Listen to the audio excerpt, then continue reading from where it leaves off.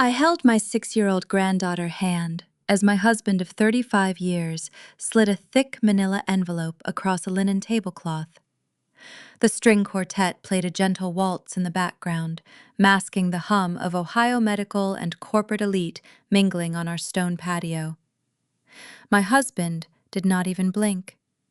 Beside him, a woman young enough to be our daughter leaned forward.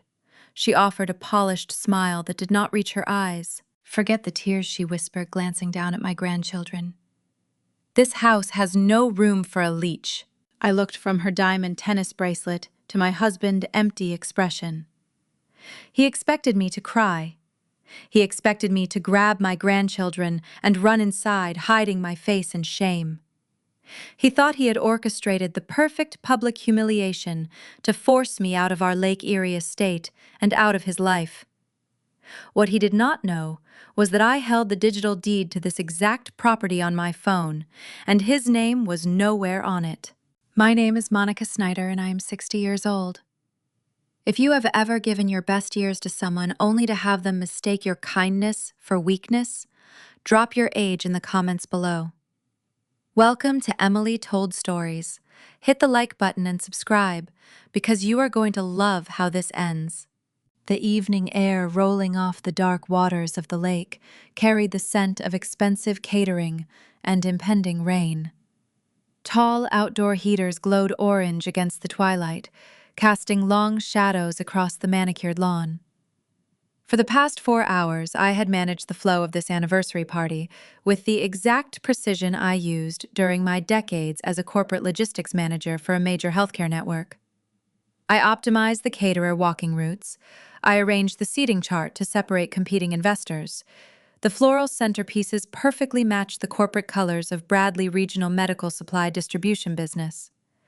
I handled the quiet, chaotic details behind the scenes, so he could stand in the warm glow of the spotlight. That had been our unspoken arrangement for over 3 decades. I walked through the crowd with Harper's small, warm fingers wrapped tightly around mine. My 8-year-old grandson, Mason, trailed just behind us, holding a plate of half-eaten strawberries. They were visiting for the weekend from Cincinnati. I had expected Bradley to greet them to play the role of the doting grandfather for his colleagues. Instead, I found him seated at the center VIP table, deliberately positioned far away from the family section. Tiffany sat mere inches away from him. She was a 35-year-old medical sales representative who had recently become a permanent fixture in his orbit. She wore an emerald silk dress that clung to her frame, standing out sharply against the subdued, elegant navy and black gowns of the older guests. Her posture was relaxed and triumphant. She held a champagne flute by the stem, tilting her head as she whispered something into Bradley's ear. I stopped at the edge of the draped table. Harper squeezed my fingers, her small body sensing a shift in my posture. Bradley finally looked up. His eyes held no warmth, no history, and no hesitation. He reached inside his tailored charcoal jacket. He withdrew the heavy manila envelope and set it down. His palm pressed flat against the paper, sliding it across the white fabric until it bumped against the base of my crystal water glass. The sound of the thick stalk scraping against the table seemed to pierce through the music. "It is done, Monica," he said. His voice carried a practiced flatness. It was the exact tone he used when terminating long-standing vendor contracts: cold, efficient, and final. I glanced down at the envelope. The return address, printed in bold navy ink, belonged to a prominent Cleveland family law firm. I did not reach for it. My pulse maintained a steady, slow rhythm, echoing the years of high-stakes negotiations I used to lead.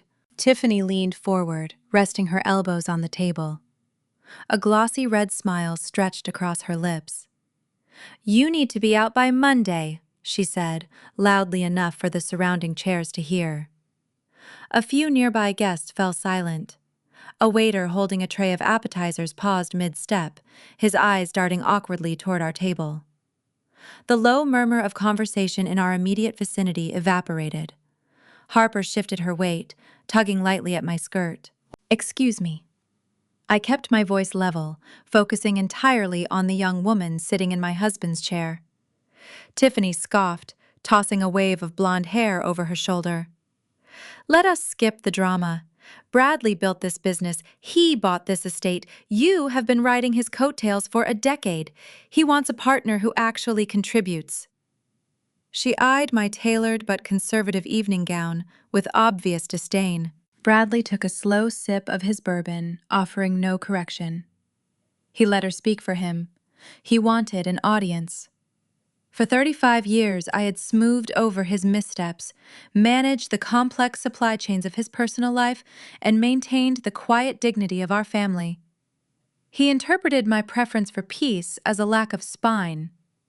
He assumed that because I stepped back into retirement, I had surrendered my strength. A strange, icy calm settled deep into my chest. It was the kind of clarity that arrives when a long-held illusion finally shatters into pieces. I released Harper's hand, gently smoothing down her lace collar. "Go find your mother, sweetie," I murmured, keeping my gaze fixed forward. "She is by the dessert table. Take Mason with you." I waited until the children skipped away safely out of earshot. The surrounding guests remained frozen, watching, anticipating an explosion of tears or rage. The silence stretched, thick and suffocating. Bradley leaned back in his chair, crossing his legs, waiting for my inevitable surrender. Instead, I reached into my beaded evening clutch and pulled out my phone. My thumb swiped across the illuminated screen, navigating directly to the Cuyahoga County Auditor public portal. I tapped a few keystrokes I knew by heart, pulling up the official property records for our address. I set the phone face up, directly on top of the divorce papers. "You should look at that, Tiffany," I suggested, my tone light and conversational. She rolled her eyes, feigning boredom, but her gaze dropped to the glowing screen. Bradley frowned, leaning closer to inspect the digital display. "What is this?" she snapped, though her voice wavered slightly, losing its previous venom. "That is the recorded deed to this property," I explained, leaning in just enough to lower my voice below the string quartet. "You will notice Bradley's name is not on it. Neither is his company." Tiffany's eyes scanned the small text. The color drained from her face, leaving her pristine makeup looking like a stiff porcelain mask. She looked at Bradley, her mouth opening, but no sound came out. The smug superiority vanished, replaced by raw confusion. Bradley stared at the screen. A nerve twitched in his jaw. He reached for the phone, but I slid it back into my clutch before his fingers could brush the casing. "Actually, Tiffany, this house belongs to me," I said, straightening my posture. "Solely and legally." I looked down at Bradley. The arrogant confidence that had anchored him moments ago evaporated, replaced by genuine, naked shock. He had spent 15 years pretending the emergency asset transfer we did during the recession never happened. He lived the lie so deeply, he started believing his own revised history. He forgot that a logistics manager never loses track of the paperwork. "I will give you both exactly 1 hour to collect your coats and leave," I stated, raising my chin. Bradley stood up quickly, his chair scraping harshly against the stone patio. "Monica, wait a minute. Let us talk about this privately." "We are talking privately," I replied, gesturing to the silent crowd of investors and executives watching his every move with wide eyes. "You chose the venue, Bradley. I am just managing the schedule. If your cars are still in my driveway at 8 o'clock, I will have the local police remove you for trespassing." I turned my back on them and walked toward the grand oak doors of the house. The lake breeze suddenly felt warmer. The power dynamic had not just shifted, it had inverted. I knew his ego would not allow him to surrender easily. The war over the remaining assets had just begun, but I held the fortress, and I had no intention of opening the gates. 3 weeks before the anniversary party, I sat at my kitchen island, nursing a cup of black coffee. The early morning light filtered through the bay windows, casting long shadows across the marble countertops. Rain tapped a steady rhythm against the glass. For 30 years, I had earned my living by identifying anomalies in complex systems. Managing logistics for a statewide healthcare network taught me that a sudden shift in a pattern never happens by accident. If a shipment of surgical gloves arrives 2 days late, there is always a root cause. A broken axle on a delivery truck, a striking dock worker, a clerical error in a dispatch office. A successful marriage operates on a similar principle of predictable logistics. You learn the rhythms of your partner. You know the heavy thud of his footsteps in the hallway. You know the exact scent of the vetiver shaving cream he has used since the late 90s. That morning, Bradley walked into the kitchen, tying his silk necktie. He kissed the top of my head on his way to the refrigerator. The scent that drifted past me was not vetiver. It was something sharp floral and unmistakably modern. A perfume countersample of vanilla and bergamot. I took a slow sip of my coffee, letting the dark liquid burn the back of my throat. I did not ask him about the fragrance. A seasoned auditor never alerts the subject that an investigation has begun. That evening we sat across from each other in the formal dining room. The clinking of our silverware echoed in the quiet space. Bradley pushed his roasted asparagus around his plate, his shoulders tense. He let out a long, weary sigh, rubbing his temples. "The cash flow is tightening," he muttered, staring at his water glass.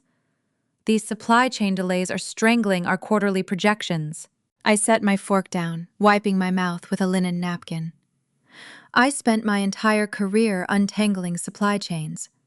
I asked him which specific routes were delayed. I offered to look at his shipping schedules and make a few calls to my old freight contacts in Chicago. Bradley stiffened, his jaw locked. He waved his hand, dismissing the offer with a condescending flick of his wrist. "You are retired, Monica," he said, forcing a tight smile. "Enjoy your garden. Enjoy the grandchildren. Let me worry about the corporate headaches." I nodded slowly, picking up my fork again. The numbers did not make sense. I still read the industry trade journals every morning. The regional freight lanes were operating at peak efficiency. Fuel costs were stable. There were no dock strikes. His excuse was a phantom metric designed to hide a missing output. The revenue was not tied up in transit. It was bleeding out somewhere else. 2 days later, the trap was laid. I was pruning the hydrangeas in the front yard when Bradley rushed out the front door holding a leather briefcase and a clipboard. He checked his gold wristwatch, his brow furrowed in a display of manufactured urgency. "I have a board meeting in 20 minutes, he said, thrusting the clipboard toward me. "I need your signature on this vendor manifest. It is for a new distribution line. The bank needs both our names since the business lines are tethered to the joint trust." I wiped the dirt from my gardening gloves. I looked at the printed page. It was a dense block of legal boilerplate, authorizing a transfer of liability for a new transport vendor. For 35 years, we had built our lives side by side.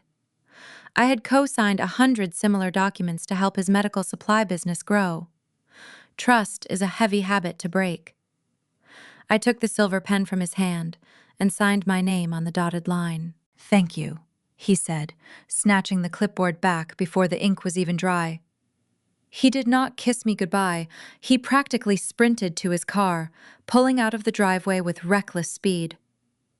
That afternoon, a lingering sense of unease pushed me into his home office. The room smelled of polished mahogany and old paper. I walked over to the heavy filing cabinet near the window. I opened the top drawer, intending to pull our joint bank statements to verify the new vendor account. The folders were gone. The manila tabs that usually held our monthly financial summaries had been stripped bare. I pulled the second drawer. Empty. I checked the locked safe in the corner. The digital keypad had been wiped clean, leaving no fingerprints. He was hiding the ledger. I stood in the center of the silent study, and a ghost from the past stepped into the room. 18 years ago, this exact office had been a tomb of despair. It was the autumn of 2008. The financial markets had collapsed, dragging the global economy into a terrifying freefall. Bradley distribution business had been caught over-leveraged and exposed. I remember the smell of stale sweat and panic hanging in the air. Bradley had been sitting in his leather chair, weeping into his hands. A half-empty bottle of scotch sat on the desk. Creditors were circling the company like vultures. The bank was threatening to seize everything we owned to cover his defaulting commercial loans. He was a broken man, sobbing about living in a cardboard box. I did not cry. I did not panic. I calculated. My corporate career in healthcare logistics was entirely insulated from his volatile market. My credit score was pristine. My retirement accounts were heavily fortified. I called Nathan, my estate attorney, that very night. We engineered a legal firewall to protect our family. The next morning, I placed a stack of documents on that same mahogany desk.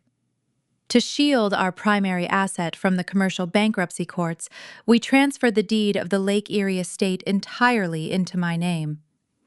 Bradley signed the quitclaim deed with trembling hands, his eyes red and swollen. I leveraged my corporate salary to quietly pay off his most aggressive lenders, keeping him out of federal court. I saved him. I saved his reputation. I saved his business. Once the economy recovered and his company rebounded, he never mentioned the transfer again. As the years passed, his ego reinflated. He began treating the estate as his personal kingdom, hosting lavish parties for his executives and bragging about the custom stonework he supposedly financed. He assumed I had either forgotten about the deed or that I was simply too docile to ever use it against him. He mistook my silent support for submission. Standing in the empty study, my gaze shifted from the barren filing cabinet to the leather chair where he had once cried for my help. The unfamiliar perfume, the missing financial records, the phantom supply chain delays, the rushed signature on a blind vendor manifest. The pieces of data snapped together, forming a crystal-clear diagnostic report. My husband was dismantling our life from the inside out. I did not scream. I did not throw his expensive crystal decanters against the wall. A professional does not waste energy on a temper tantrum. I walked out of his office and went straight to the kitchen. I opened my laptop and placed it on the granite island. I logged into my secured personal accounts. I initiated a deep background trace on the new vendor name from the manifest I had signed that morning. I requested digital copies of the missing bank statements directly from the branch manager who had known me for 20 years. Bradley thought he was playing a brilliant game of chess against a blind opponent. He failed to realize he had picked a fight with a woman who spent her entire adult life tracking hidden assets across global supply chains. I looked at the calendar pinned to the refrigerator. The company anniversary party was scheduled for the end of the month. The caterers were booked. The elite guest list was confirmed. It was meant to be his crowning social achievement. I closed my laptop. A cold, methodical resolve anchored my bones. He wanted a public spectacle. I would make sure he got one. The patio cleared with remarkable speed. Wealthy socialites and corporate investors detest a public scandal they cannot control. Within 15 minutes, the hired string quartet packed their instruments into velvet-lined cases. The catering staff discreetly rolled away the dessert carts, leaving untouched silver trays of lemon tarts and chocolate truffles. I stood on the wraparound porch, holding a glass of iced lemon water, watching the wide circular driveway. The ice clinked softly against the crystal. Bradley and Tiffany had exactly 45 minutes left. I watched through the tall living room windows as Bradley dragged two heavy leather suitcases down the sweeping mahogany staircase. His face flushed a dark mottled red under the bright chandelier light. The veins in his neck stood out tight like wire. He barked an order at Tiffany, who struggled to carry a tall stack of silk dresses draped awkwardly over her forearm. "Watch the fabric," she snapped her voice, echoing harshly in the vaulted foyer. These are custom pieces. Just get them in the trunk. He bit back, dropping a heavy suitcase onto the imported marble tile. We do not have time for a runway show. Her heels clicked furiously against the floorboards as she followed him toward the entrance. You promised me a smooth transition, Bradley. You said she would just leave quietly without making a scene. You told me this house was tied to the business. He ignored her, pushing past the heavy oak doors into the humid night air. I stepped out of the shadows and leaned against the painted porch railing, watching their unraveling. Tiffany paused halfway down the stone steps. She looked back at the grand house, then down at her bare hands. Wait, my shoes! My red soles are still on the top shelf in the master closet. I need to go back inside. Leave them, he ordered, shoving the first suitcase into the trunk of his silver Mercedes. I am not leaving a $3,000 pair of heels, she shrieked, her polished veneer cracking to reveal the petulant entitlement underneath. She stomped her foot on the stone stair, acting like a teenager denied a weekend privilege. Bradley slammed the trunk shut. The metallic thud echoed across the empty lawn, cutting through the chirping of cicadas. We are leaving right now. Get in the passenger seat, Tiffany. She glared at him, crossing her arms over her chest. The grand illusion of their glamorous romance was already fracturing under the weight of a single, unexpected inconvenience. She marched toward the car, pulling the handle with unnecessary force and sliding into the leather seat without looking back. I walked down the steps, stopping a few feet from the rear bumper. 35 years of marriage distilled into 60 minutes of frantic, panicked packing. He refused to look at me, keeping his focus locked on the dashboard. Your hour is up, I stated. Bradley gripped the steering wheel, staring straight ahead through the windshield. The engine roared to life. He threw the car into reverse. The tires spun on the pristine gravel, throwing small white stones across the manicured grass. As the bright red taillights disappeared down the long, winding driveway, blending into the dark Ohio night, I turned around. I walked back inside and pushed the heavy oak doors shut. The brass deadbolt clicked into place with a satisfying, heavy thud. The silence that followed was not isolating or lonely. It was the distinct sound of reclaimed territory. The sun rose over Lake Erie the next morning, painting the water in brilliant streaks of gold and bruised purple. I sat at the dining table, nursing a fresh cup of Earl Grey tea. The house smelled of lemon polish and quiet dawn air. My adult children, Alyssa and Cameron, had taken the grandchildren back to Cincinnati late last night, avoiding the worst of the fallout. Alyssa worked as a dedicated pediatric nurse. Cameron served as a pragmatic hospital administrator. They were grounded, intelligent adults. I raised them to value character over cash and integrity over optics. I knew this divorce would fracture our family tree, but I needed to control the narrative before their father poisoned the roots with his twisted version of events. By 9 o'clock, I walked into the downtown Cleveland office of my estate attorney. Nathan possessed a sharp legal mind, hidden behind thick wire-rimmed glasses and a tailored tweed suit. He had drafted my complex corporate logistics contracts for a decade. He knew I never entered a high-stakes negotiation without a rigid contingency plan. I sat in the leather wingback chair across from his broad mahogany desk. I pulled a thin, crisp folder from my tote bag and slid it across the polished wood. We are deploying a red herring, I told him, keeping my posture relaxed. Nathan raised a curious eyebrow, opening the file. He scanned the proposed settlement terms. It was a highly generous offer, an equal division of his liquid business assets, no claim on his future corporate earnings, a quiet, amicable split, allowing him to save face in front of his wealthy board of directors and local peers. You hold the high ground, Monica, he noted, adjusting his glasses. You own the estate outright. You have the leverage to take a much larger slice of his company. Why are you offering a golden parachute to a man who tried to throw you out of your own home? Because I need him to reject it, I explained, leaning forward. If I attacked him with full force today, he would scramble into a defensive crouch. He would hire ruthless forensic accountants and stall the proceedings in family court for years, draining our resources. I needed him arrogant. I needed him to believe I was operating from a place of emotional devastation. Men like Bradley view generosity as weakness. They interpret kindness as a lack of strategy. I wanted him to think I was terrified of a messy public trial for the sake of Alyssa and Cameron. Nathan studied my face. A slow, knowing smile touched the corners of his mouth. You want to bait him into a counter lawsuit?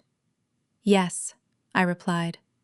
Once he officially rejects a fair settlement and demands more, he opens the legal door for our own discovery process. I need the court to grant us unrestricted access to his hidden ledgers without making it look like a witch hunt. We offer peace, he chooses war, the court blames him. Nathan closed the folder and picked up his desk phone.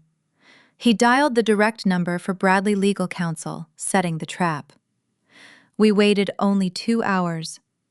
I sat in a nearby coffee shop watching the busy downtown intersection, sipping a dark roast, when my cell phone vibrated.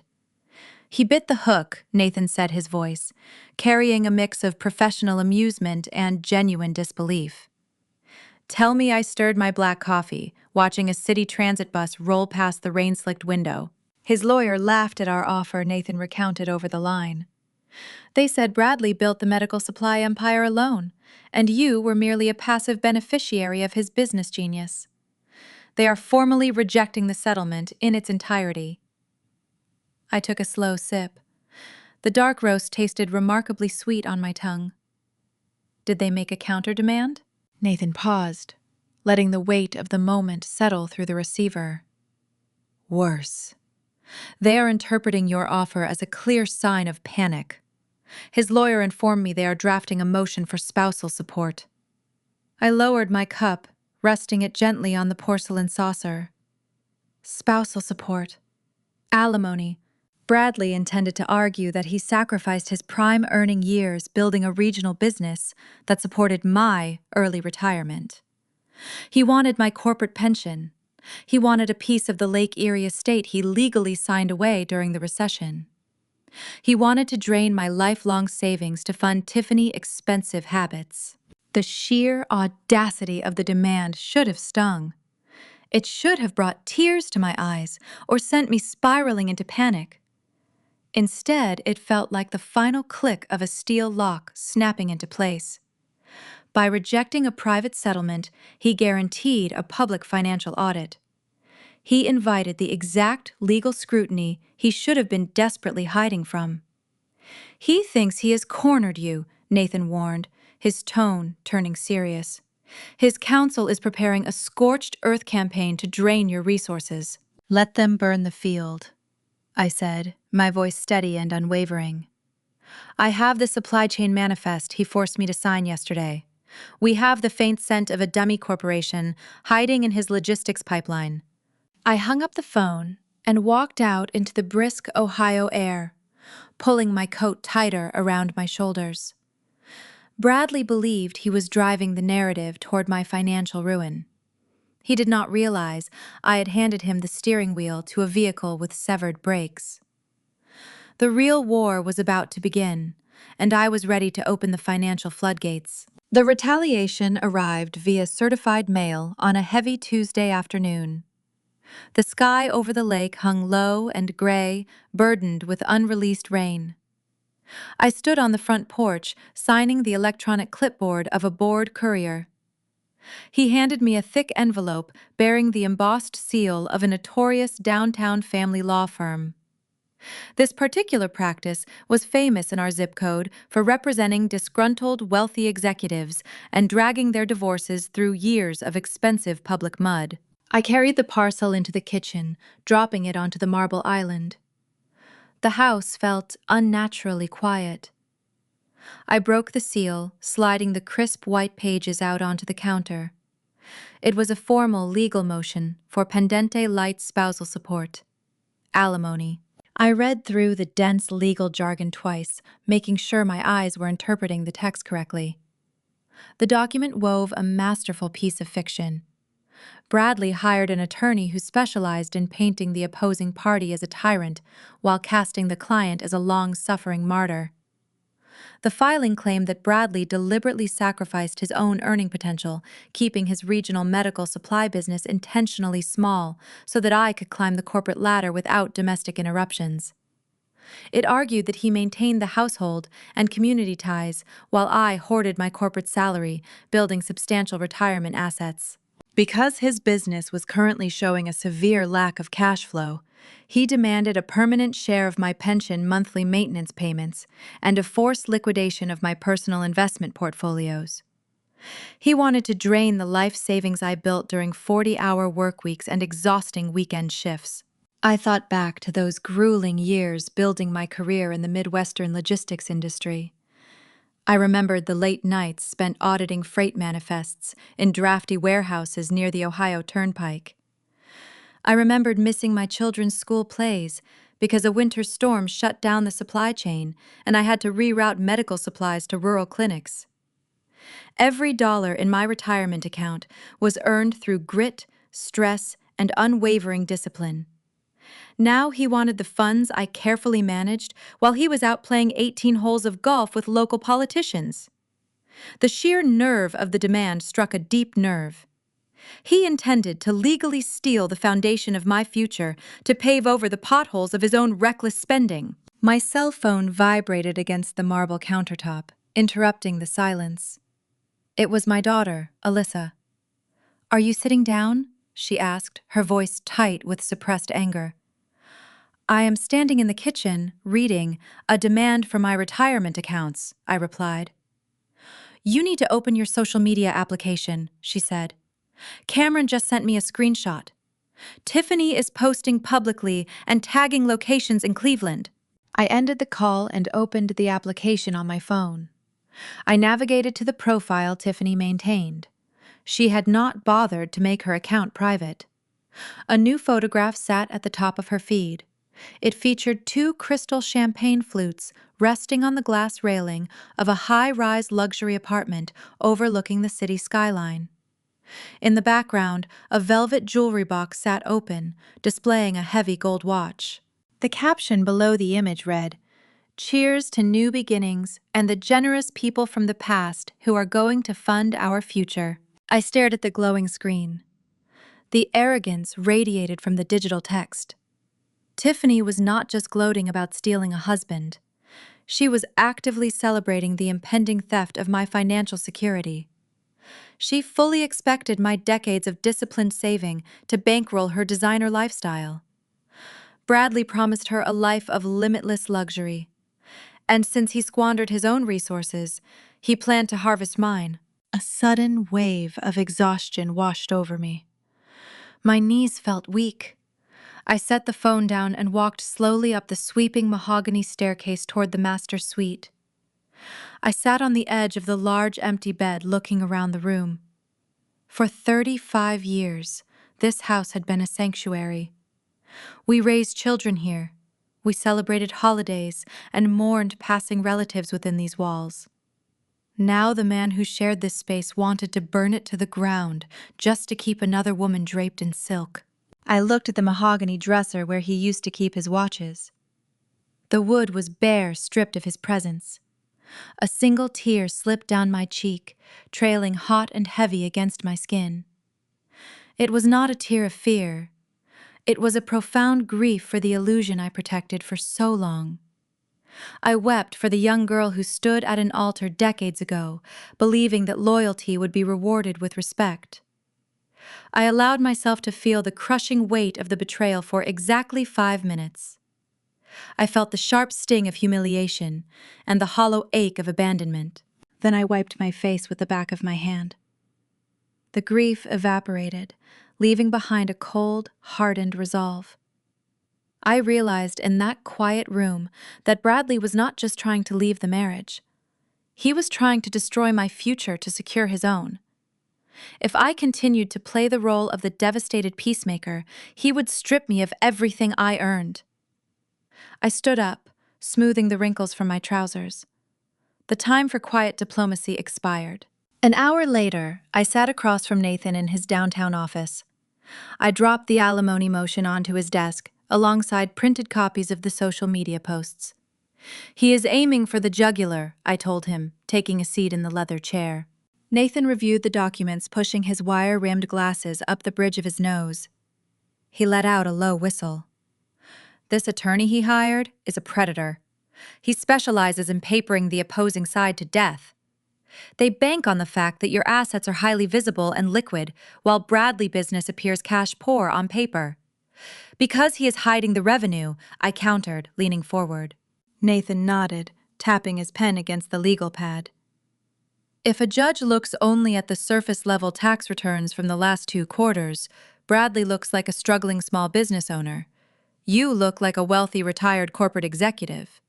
If we do not dismantle this narrative immediately, the court might grant him temporary support while the divorce is pending. You could be forced to write a monthly check to the man who ambushed you." The thought of my hard-earned money paying the rent for Tiffany luxury high-rise apartment made my stomach turn. I would burn the cash in the fireplace before I let that happen. "Then we stop playing defense," I said. "I want every single financial record his business generated in the past 36 months. I want the freight logs, I want the inventory manifests, I want the vendor payment schedules." Nathan smiled a sharp, predatory expression. "You want to initiate a full forensic discovery process. I want to tear his logistics network apart piece by piece," I corrected. "He thinks he can hide his money in phantom supply chain delays and offshore accounts. He forgets that I spent 30 years finding lost shipments in global networks." Nathan opened a fresh legal pad. "This will be an invasive procedure, Monica. Once we file these subpoenas, the gloves are off. We will demand access to his secured servers, his corporate credit cards, and his private emails. We will trace every wire transfer and audit every shipping container he claimed was delayed. His lawyers will fight us at every step. It will be expensive, and it will be brutal." I looked out the window at the towering skyscrapers of the Cleveland skyline. I spent my life building systems ensuring that every moving part functioned with honesty and efficiency. My husband turned our marriage into a corrupt enterprise. I was going to audit him until there was nothing left to hide. File the motions I instructed, standing up from the leather chair. I am going back to work. I walked out of the law office with a clear objective. The emotional toll of the morning had been replaced by strategic focus. Bradley believed his alimony threat would force me to cede the estate or surrender a portion of my retirement. He assumed his lawyer could intimidate me into a swift capitulation. He was about to discover the fatal flaw in his design. By demanding access to my clean money, he gave me the legal right to hunt down his dirty money. The financial battlefield was set, and I was heading straight for the hidden ledgers he thought he buried.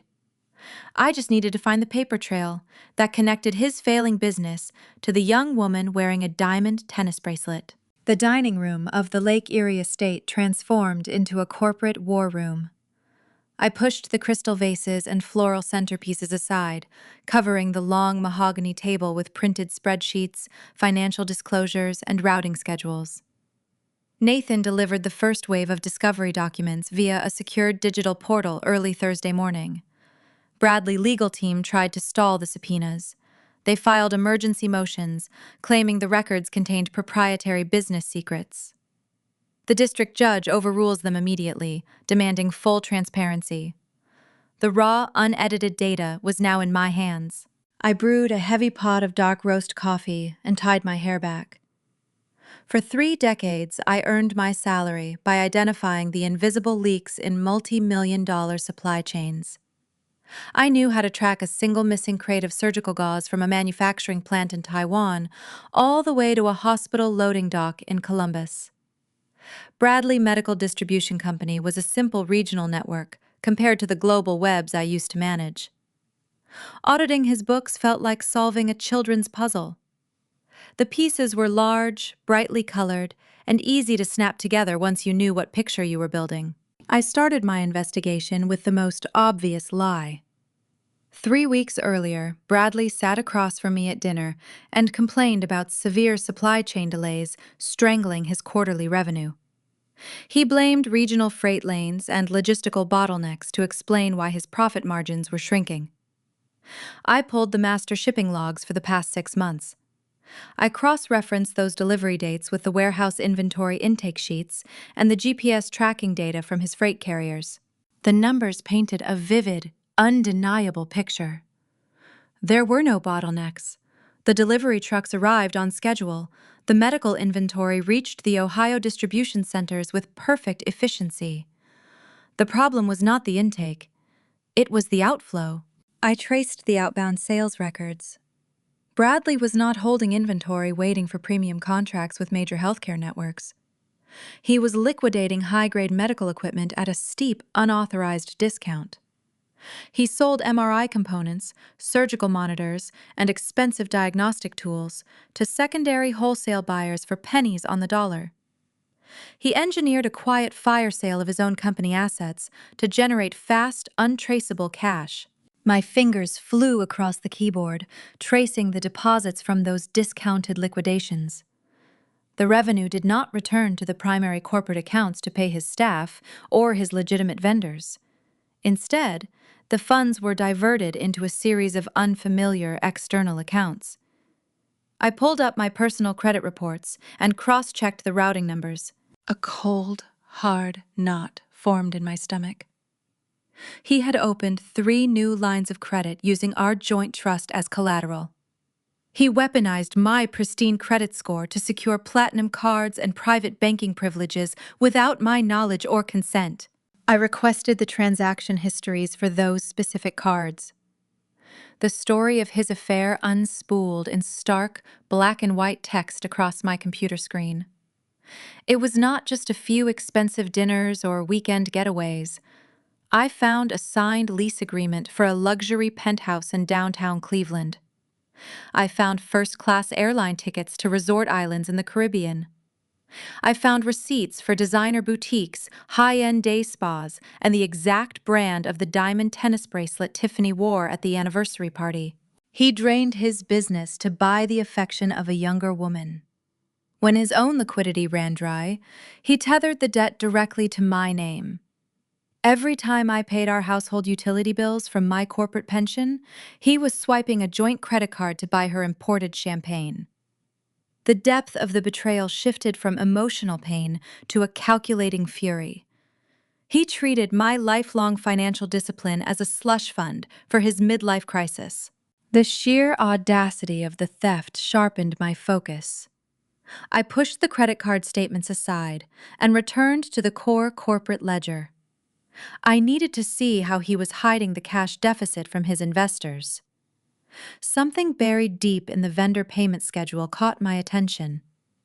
It was a recurring monthly wire transfer to a logistics firm named Apex Medical Transport. The payments were staggering.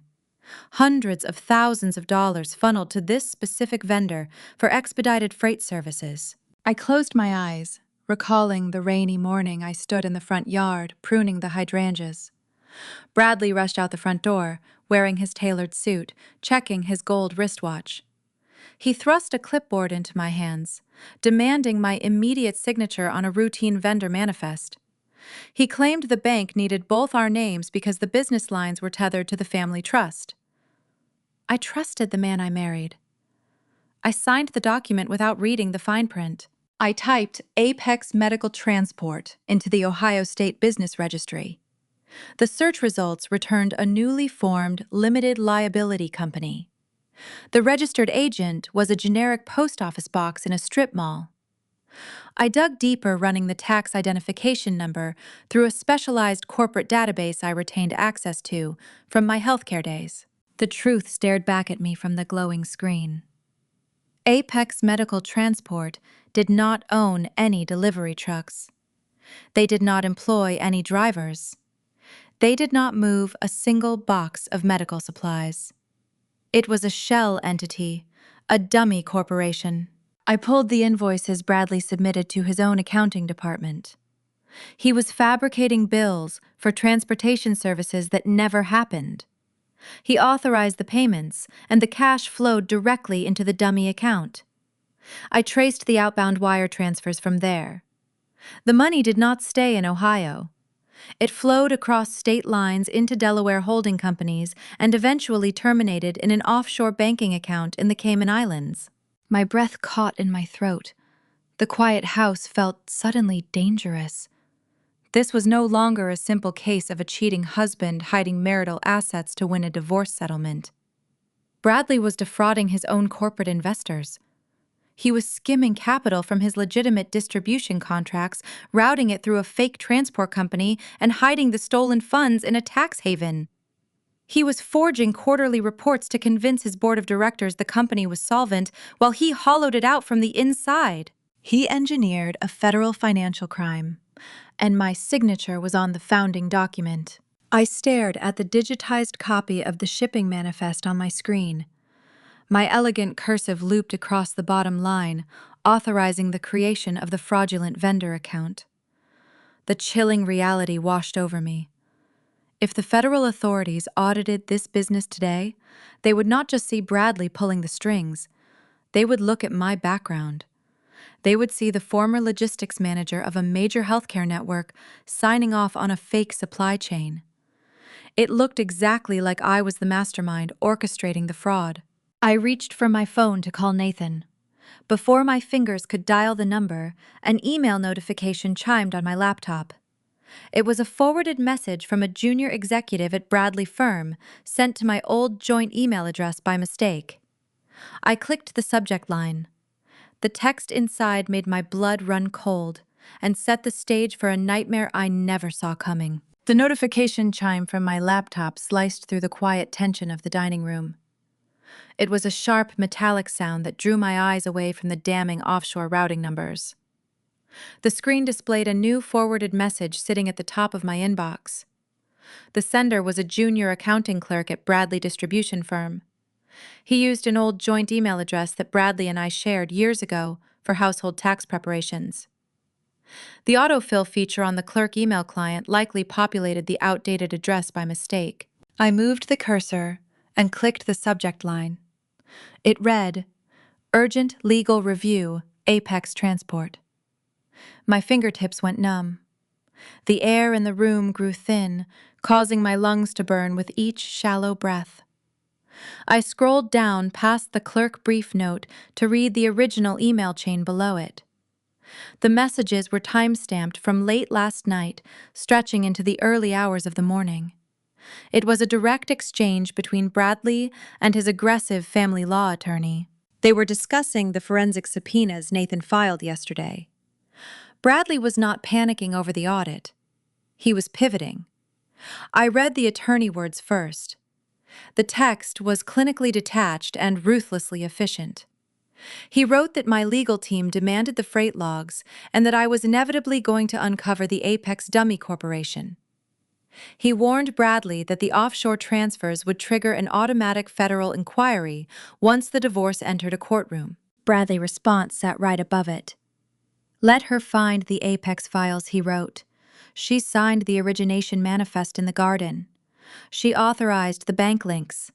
She spent 30 years moving freight and managing hidden supply chains. I am just a salesman. No judge is going to believe I engineered an offshore logistics shell without her help." The attorney replied 30 minutes later. "We build the narrative around her expertise. We claim she orchestrated the embezzlement to hide marital assets because she was planning to file for divorce. Her kicking you out of the estate in front of those witnesses establishes her hostile premeditation. We draft the federal affidavit today. We file it with the Financial Crimes Division by close of business. If we report her as the mastermind first, she goes on the defensive against the government." I stared at the glowing pixels until the letters blurred into jagged black lines. The room spun in a slow, disorienting circle. He was not just hiding money for his mistress. He was actively constructing a federal frame-up. The pieces of the puzzle shifted, revealing a picture far more sinister than simple infidelity. Bradley set this trap weeks ago. He knew his company was failing under the weight of his reckless spending. He knew the offshore accounts would eventually be discovered by an auditor or a bankruptcy trustee. He needed a scapegoat to take the fall for the corporate fraud. He walked into the front yard that rainy morning, handed me a clipboard, and asked for my signature under the guise of an urgent board meeting. He weaponized my lifelong career against me. My decades of logistics experience made me the perfect candidate for a white-collar mastermind. I had the knowledge to build a dummy transport corporation. I had the financial literacy to route money through Delaware holding companies into the Cayman Islands. My signature authorized the vendor. The joint credit cards linked my name to the stolen funds. If Bradley filed that affidavit, the narrative would flip instantly. The authorities would look at my background and see a retired corporate executive attempting to secure a multi-million-dollar nest egg by draining her husband's company dry. They would view the public eviction at the anniversary party as the final step in a calculated hostile takeover. Suddenly, I was no longer fighting to protect my retirement accounts or the Lake Erie estate. I was fighting for my physical freedom. Federal fraud carries mandatory minimum sentences. The reality of that threat crashed over me like a freezing wave. I pictured the inside of a courtroom. I pictured losing my grandchildren. I pictured Harper and Mason growing up and hearing a twisted story about how their grandmother went to prison for stealing from their grandfather. The icy calm that sustained me through the public humiliation and the alimony threats shattered. A raw, visceral terror clawed at my throat. I gripped the edge of the mahogany table. The wood felt solid, grounding me in the present moment. Panic is a useless emotion. It clouds judgment and paralyzes action. I closed my eyes and forced my breathing to slow, taking deep, measured inhales. I channeled the terror into the rigid, structured mindset that made me a formidable executive. A frame-up is just a misaligned supply chain. It is a narrative built on manipulated data points. To break the chain, I needed to cut the supply line before the product reached the destination. I opened my eyes and looked at the digital clock in the upper corner of my screen. It read 10:14 in the morning. The lawyer email explicitly stated they intended to file the federal affidavit by the close of business today. 5 o'clock. I had less than 7 hours to dismantle a trap that had been weeks in the making. If Bradley got his story to the authorities first, I would spend the next 5 years paying criminal defense attorneys to prove my innocence. In the federal justice system, the first person to talk usually controls the direction of the investigation. I could not wait for family court. I could not rely on civil divorce proceedings. I needed a preemptive strike of catastrophic proportions. My hands flew across the keyboard. I hit the print command on the misdirected email chain. The laser printer in the corner of the dining room hummed to life, spitting out warm pages of the damning conversation. I did not stop there. I printed the offshore routing numbers, the fake Apex invoices, and the transaction histories from the joint credit cards showing Tiffany luxury purchases. I needed to prove that the stolen money did not sit in my accounts. It funded a lifestyle I was not living. The diamond tennis bracelet, the high-rise apartment, the imported champagne, those were not the purchases of a retiring logistics manager preparing a nest egg. Those were the desperate expenditures of a man buying the affection of a younger woman. I grabbed a thick leather briefcase from the hall closet. I stacked the printed documents inside, organizing them with the same ruthless efficiency I once used for board presentations. The forged origination manifest went on top. The misdirected email thread followed right behind it, proving his intent to commit perjury and frame an innocent party. I picked up my cell phone and dialed Nathan's private office line. He answered on the second ring. "Cancel your afternoon appointments," I said, my voice tight with urgency. "Monica, what is happening?" he asked, sensing the severe shift in my tone. "Bradley is not just fighting the alimony," I explained, pacing across the hardwood floor. "He built a dummy corporation to siphon money offshore. And he is filing a federal affidavit today claiming I am the mastermind behind the fraud. He is using my logistics background and a forged signature to frame me. Silence hung on the line for a fraction of a second before Nathan's legal instincts kicked into overdrive. Where are the documents proving his intent? In my briefcase, I replied, zipping the leather compartment shut. An accounting clerk accidentally copied my old email address on a thread between Bradley and his lawyer.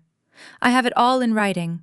Do not stop for gas, Nathan instructed, his voice cold and commanding. Do not answer any phone calls. Drive straight to my office right now. We need to beat them to the federal prosecutor. I hung up the phone and grabbed my car keys. I walked out the heavy oak doors of the estate, locking them firmly behind me. The overcast sky rumbled with distant thunder, matching the storm brewing in my chest. Bradley thought he could corner me using the very skills I honed over a lifetime. He was about to learn that a logistics expert never leaves a loose end, and I was driving downtown to sever his supply line permanently. The drive into downtown Cleveland took place under a darkening sky. Rain pounded the windshield of my sedan, washing away the fading evening light. The wipers fought a losing battle against the downpour. My hands gripped the leather steering wheel with white-knuckled force. I watched the gray city skyline loom closer through the storm. For 3 decades, I constructed foolproof supply chains across this state, ensuring critical medical shipments reached rural clinics before winter storms shut down the highways. I thrived in high-stakes environments. I lived for the puzzle of finding a clear path through chaos.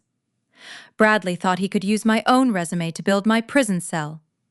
He forgot that the architect of a maze always knows the fastest way out.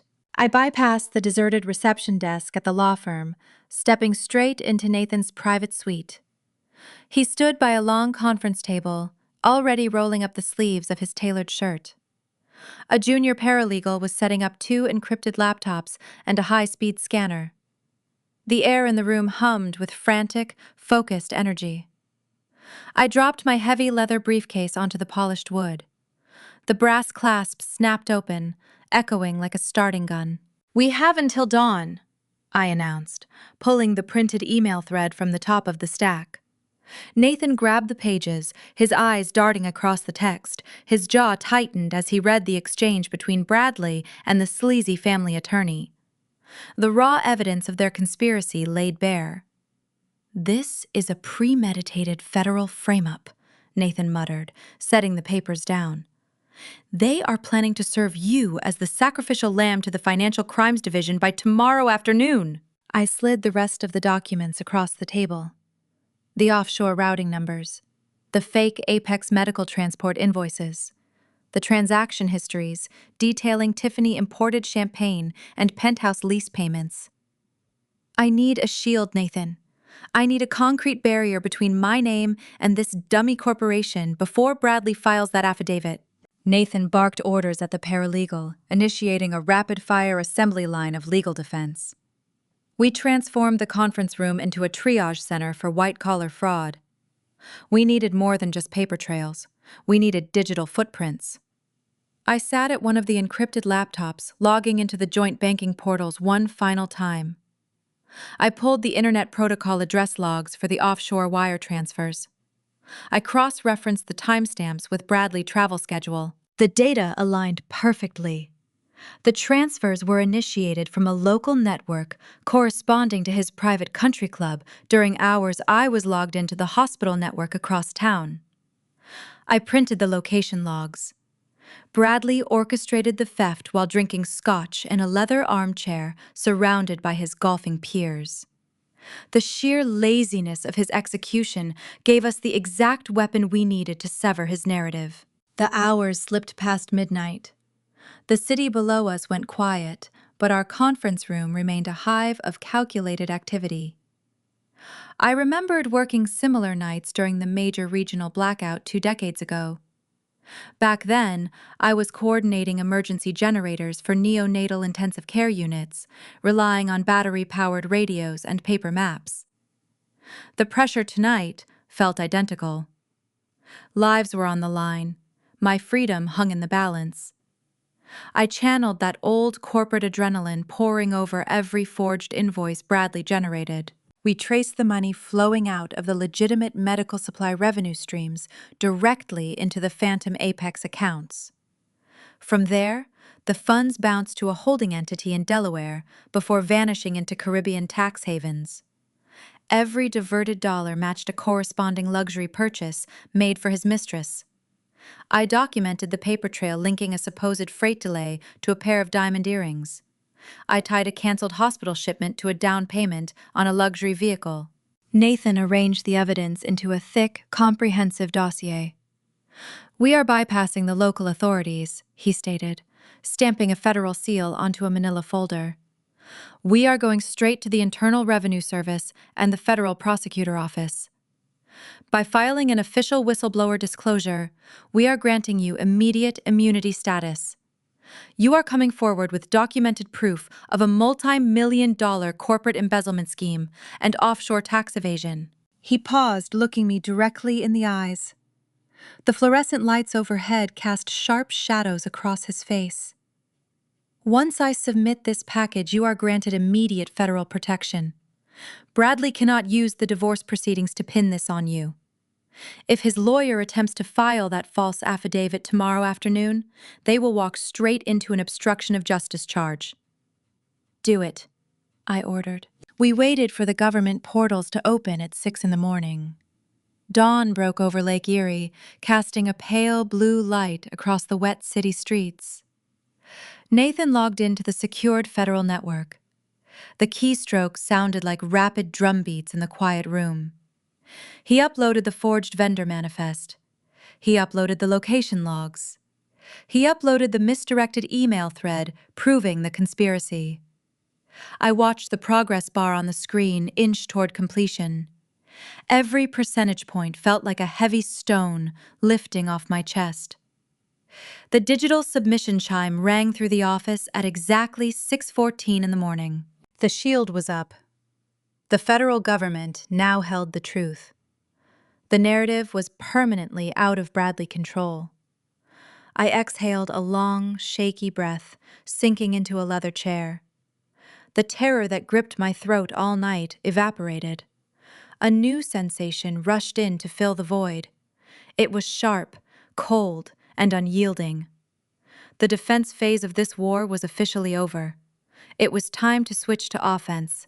Nathan closed his laptop and poured 2 glasses of water from a glass pitcher.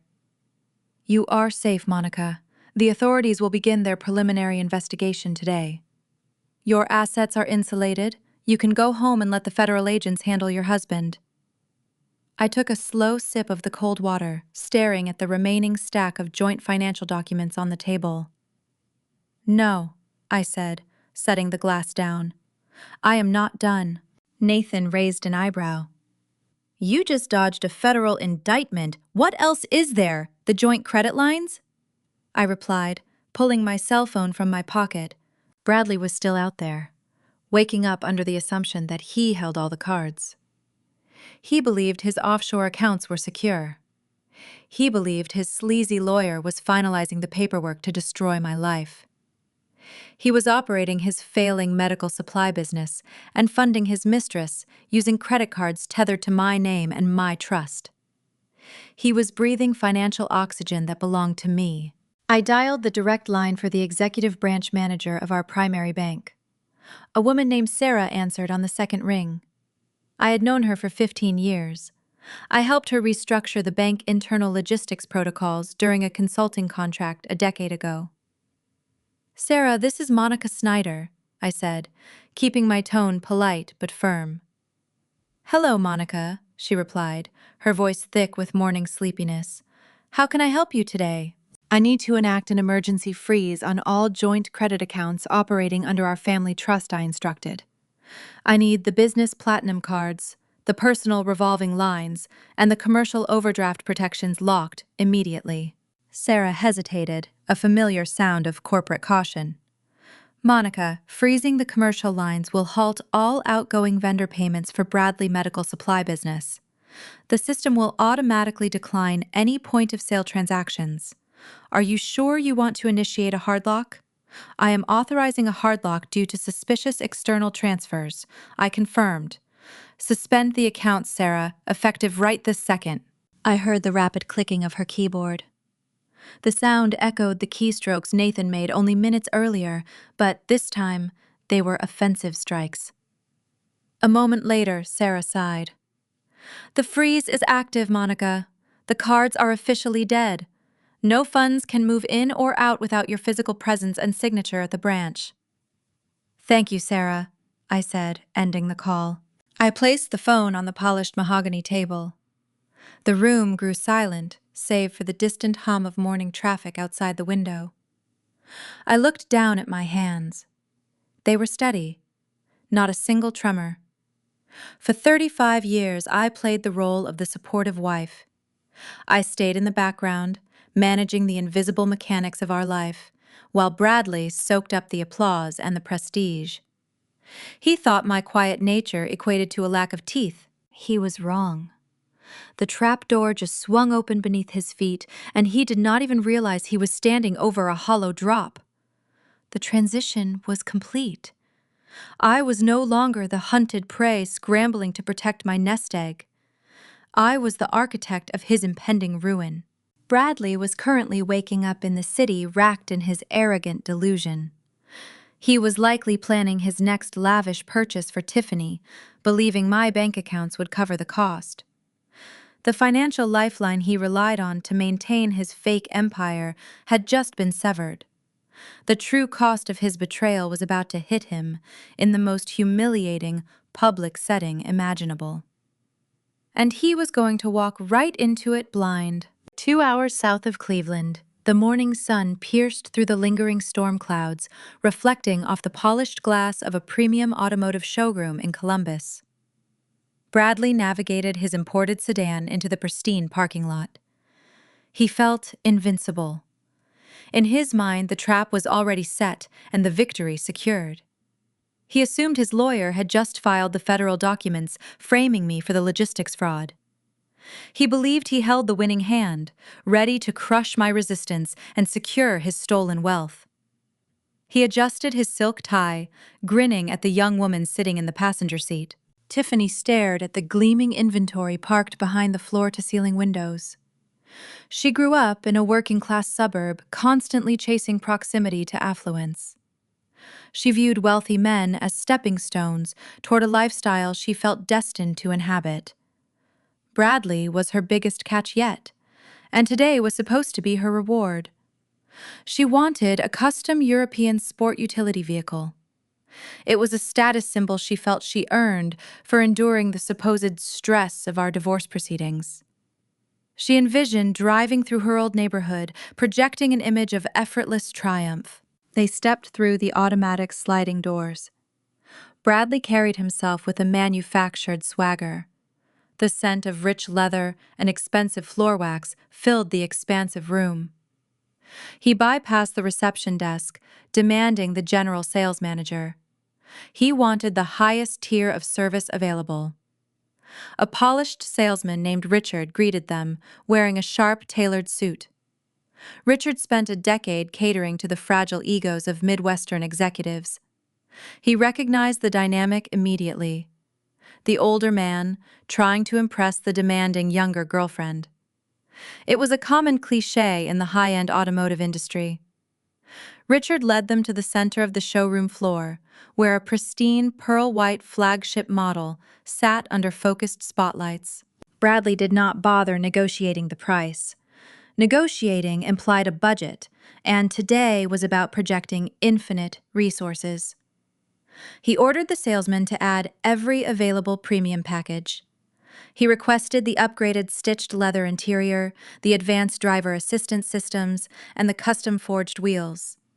He wanted the most expensive configuration possible to prove his devotion.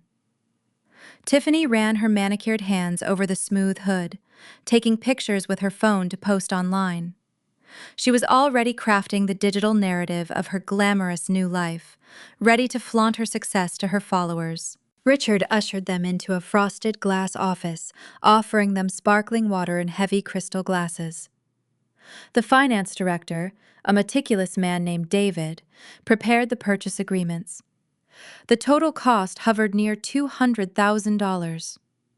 Bradley leaned back in the plush leather chair, projecting the relaxed posture of a self-made titan. He reached into his tailored jacket, pulling out a sleek black corporate card tied to his medical distribution company. He tossed it onto the desk with practiced nonchalance, expecting the transaction to clear without a second thought. David picked up the heavy metal rectangle, inserting it into the encrypted terminal. The machine processed the transaction. A sharp error tone beeped, echoing in the quiet office. The screen flashed a red denial code. David frowned, pulling the card out and wiping the magnetic strip on his sleeve. He inserted the card a second time. The same shrill error code appeared. Bradley waved his hand, dismissing the issue as a routine bank security measure. He claimed the fraud department often flagged unusually large purchases originating outside of his home zip code. He pulled a second card from his wallet. This one was tied to our joint personal trust, the account I had just locked down. He handed it over, projecting slight annoyance at the inconvenience, acting as though the banking system was simply too slow for his fast-paced lifestyle. David ran the secondary payment method. The terminal beeped again. Another denial.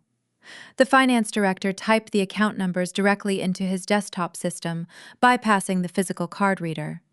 He furrowed his brow, staring at the detailed banking interface. The silence in the small office stretched, growing thick and uncomfortable. "Is there a problem?" Bradley asked, his voice losing its friendly edge. David turned the monitor slightly toward the desk. "I am sorry, sir, but this is not a routine security flag. Your financial institution has placed a hard lock on this portfolio. It says here the accounts are frozen due to a federal hold." The words hung in the air. Federal hold. Bradley's stomach plummeted. The manufactured swagger evaporated, instantly replaced by a cold, sickening dread. He snatched the cards back, his hands trembling uncontrollably. He knew exactly what those two words meant. The government does not freeze assets over a simple domestic dispute. A federal hold meant my counterstrike had landed with devastating precision. It meant the offshore routing numbers, the dummy logistics corporation, and the embezzled funds were exposed to the authorities. He realized, in a horrifying rush, that he was not the hunter dictating the terms of the divorce. He was the prey, walking blindly into a trap. Tiffany sat up straight, her eyes darting between the salesman and her provider. "What does he mean, frozen?" she demanded, her tone sharp and accusatory. Bradley stammered, trying to formulate a plausible excuse. He reached for his phone, intending to call his attorney, hoping for a miraculous explanation. The device remained dark. He had no answers. The illusion of his limitless wealth cracked, fracturing into a million jagged pieces. The realization hit Tiffany like a physical blow. The promise of endless luxury was a mirage. She stood up, her chair scraping loudly against the polished tile floor. "You promised me this vehicle!" she shouted. Her voice echoed through the open concept showroom, piercing the quiet sophistication of the dealership. Bradley hissed at her to lower her volume, desperate to maintain his dignity in front of the staff. People were beginning to stare.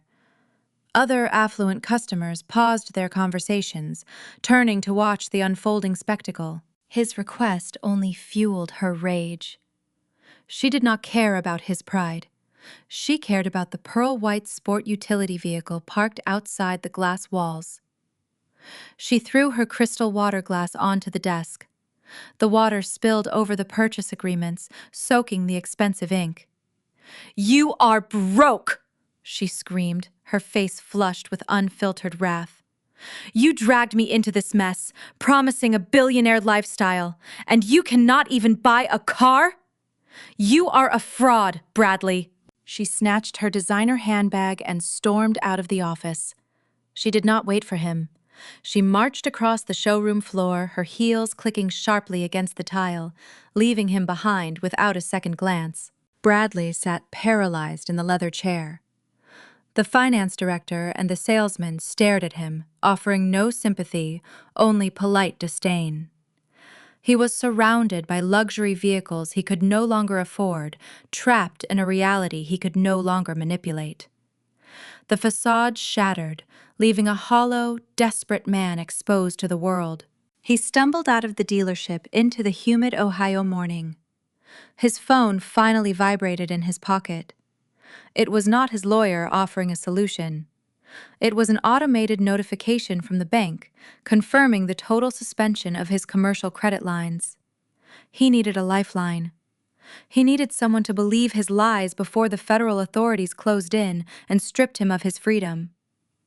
With his mistress abandoning him in a public tantrum and his financial accounts securely locked, he had only one desperate option left. He needed to turn his children against their mother. He climbed into his sedan, preparing to spin his final web of manipulation toward the family he already fractured. Stripped of his purchasing power and humiliated in the showroom, Bradley drove his sedan back up the interstate. His options were evaporating. The federal hold severed his access to commercial capital and personal savings. He needed a lifeline. More importantly, he needed sympathetic allies. If he could turn our adult children against me, he believed he could use them as emotional leverage to force a settlement. He dialed Cameron and Alyssa, insisting on an urgent family meeting. He did not invite them to his usual upscale steakhouse.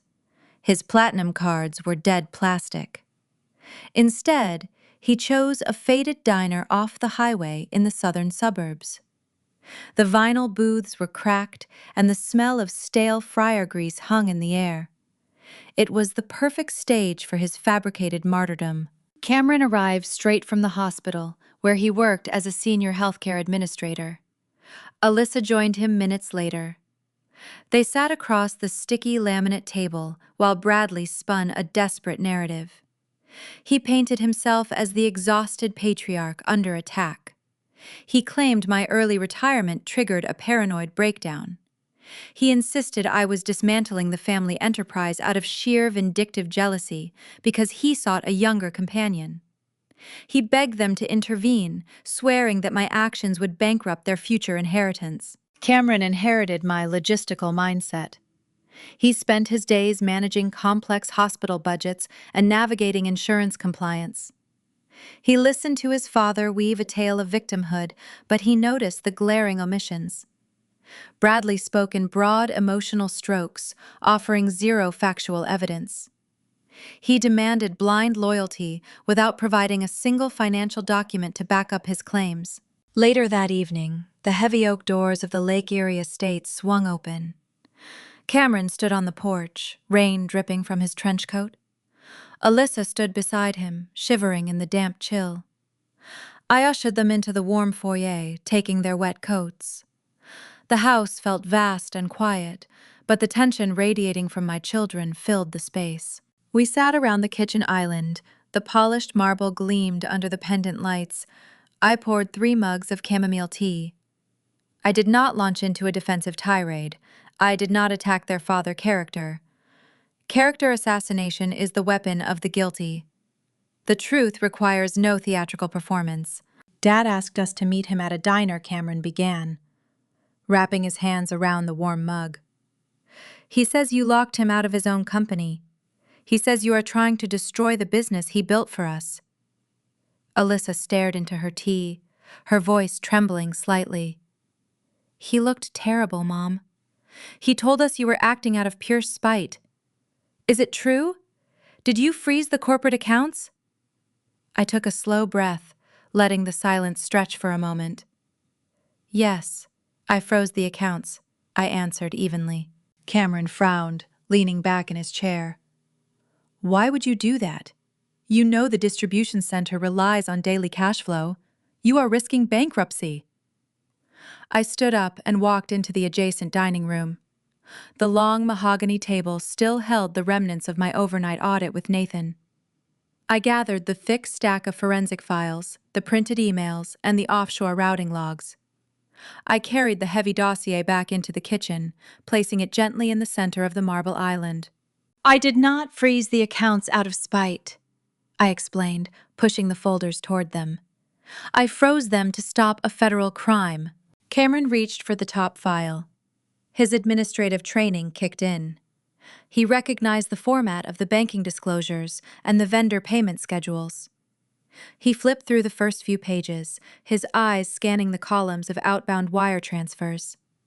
His brow furrowed as he traced the money leaving the legitimate medical supply network and vanishing into the Apex Dummy Corporation. "What is this vendor?" he asked, tracing the name with his index finger. "It is a shell entity," I replied, taking my seat. "It does not own trucks. It does not move freight. Your father created it to siphon revenue away from his investors. He transferred the stolen capital to Delaware holding companies and parked it in the Cayman Islands." Alyssa leaned over her brother's shoulder, reading the transaction histories. The numbers were staggering. The spreadsheet detailed hundreds of thousands of dollars missing from their expected inheritance. But it was not just the offshore accounts that caught her eye. She saw the itemized credit card statements. She read the receipts for the penthouse lease, the imported champagne, the luxury vacations, and the designer jewelry. "He told us he was struggling to keep the warehouse afloat," she whispered, her voice cracking. "He said supply chain issues were killing his profit margins." "The only thing killing his margins was his mistress," I stated, keeping my tone objective. "He liquidated high-grade medical inventory at a discount and funneled the cash to Tiffany." Cameron's face hardened. He turned to the next section of the dossier. He uncovered the printed email thread between Bradley and his divorce attorney. The digital timestamps glared from the page. Cameron read the exact exchange where his father conspired to frame me for the entire embezzlement scheme. He read the plan to weaponize my corporate background and serve me to the Financial Crimes Division as the mastermind. "He wanted to send you to federal prison," Cameron said, his voice dropping to a horrified whisper. "He was going to use your logistics career to build a case against you." I nodded, sipping my tea. "He handed me a forged origination manifest 3 weeks ago. I signed it, thinking it was a routine vendor approval. He planted the evidence and planned to file the affidavit today. If I had not locked the accounts and filed a whistleblower disclosure with the Internal Revenue Service this morning, I would be facing an indictment right now." The kitchen grew profoundly silent. The sheer magnitude of the betrayal settled over them. Bradley did not just cheat on their mother. He stole their legacy and tried to orchestrate my incarceration to cover his tracks. Alyssa covered her mouth, stifling a sob. Tears spilled over her eyelashes, tracking down her cheeks. She looked at me, her eyes filled with a sudden, sharp clarity. "I remember the winter of '98, she cried softly. "You worked double shifts at the distribution hub for 6 months straight. You missed my middle school graduation because a blizzard shut down the turnpike, and you had to secure emergency generators for the hospital network." I reached across the island, covering her hand with mine. "I did what was necessary." "No," Alyssa insisted, her grip tightening. "You did the grueling invisible labor so he could play the successful businessman. He always took the credit. He stood at our birthday parties buying expensive gifts, bragging about his corporate success, while you balanced the checkbook at midnight. He built his entire persona on your spine." Cameron closed the dossier, pushing it away as if the paper itself were toxic. He pulled his cell phone from his pocket.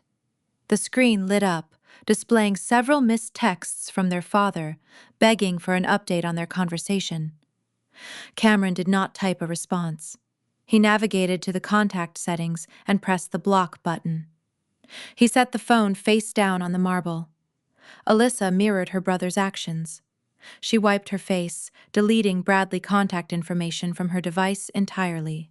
"We are done with him," Cameron stated, his jaw locked in a rigid line. "He is dead to us."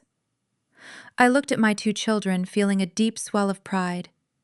They possessed the intelligence to recognize a lie and the moral courage to reject it. Bradley Gamble failed spectacularly.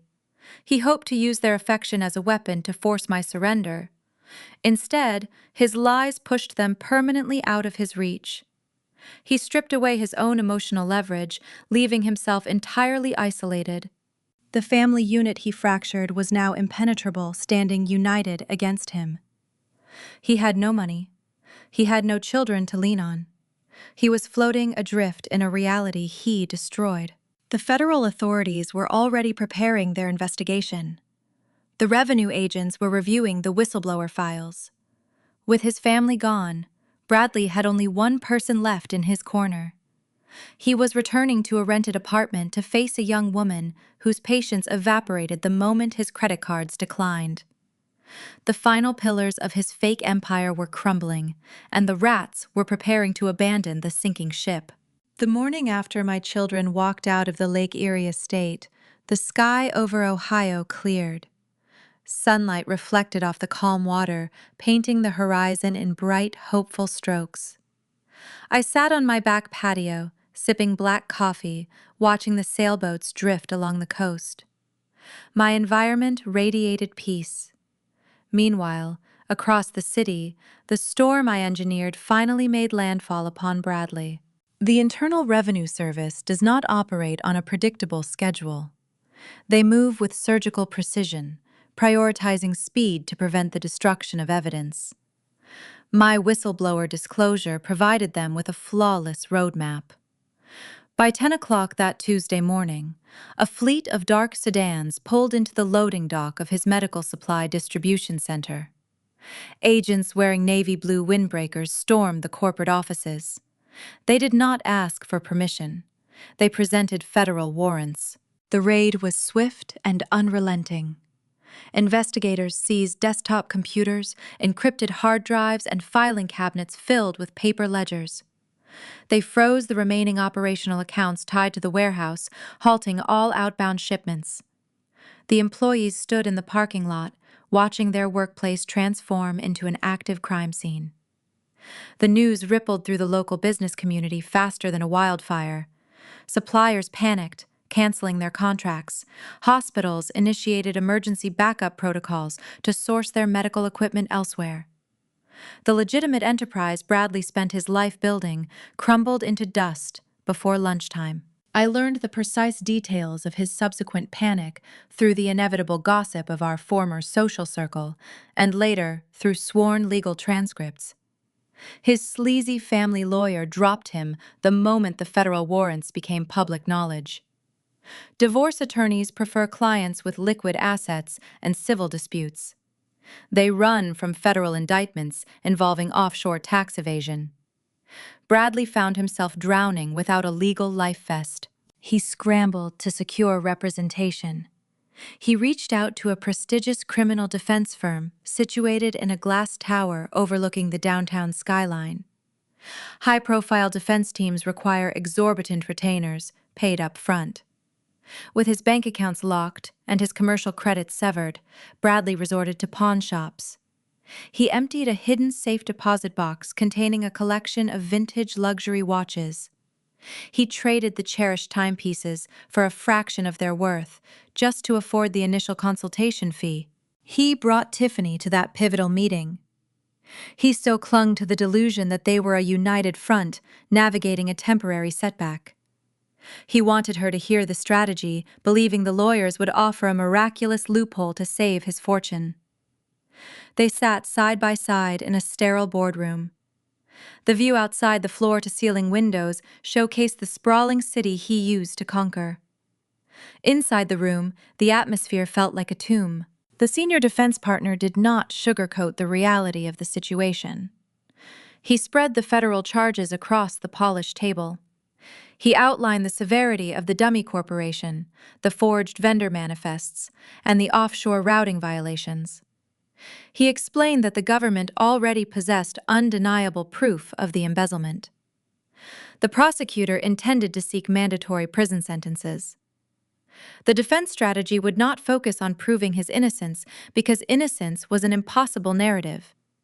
The new goal was simply negotiating a plea deal to minimize his time behind bars.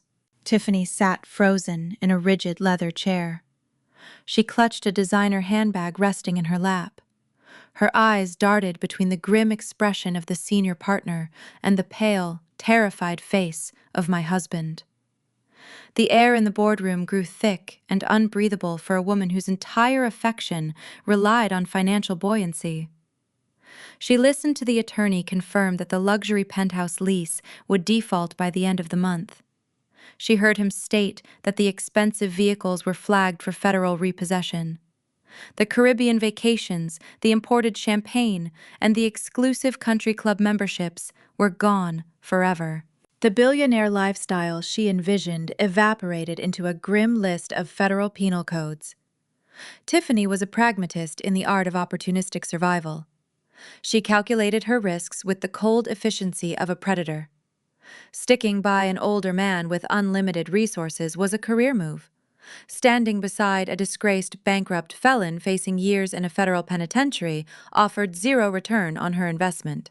The flight response activated deep within her chest. She did not wait for the consultation to end. She interrupted the senior partner mid-sentence. She pulled her cell phone from her purse, staring at a blank screen while feigning a look of sudden panic. She gasped, pressing a manicured hand to her chest. She announced a severe family emergency, claiming her sister was involved in a terrible accident and needed her at the hospital immediately. Bradley reached for her hand, begging her to stay just a little longer. He needed her presence to validate the sacrifices he made. He threw away his marriage, his reputation, and his relationship with his children to secure her admiration. If she walked out the door, his entire world consisted of nothing but ruin. Tiffany pulled her hand away. Her touch was brief and entirely devoid of warmth. She promised she would call him the moment she knew her sister was safe. She stood up, smoothing the wrinkles from her silk dress.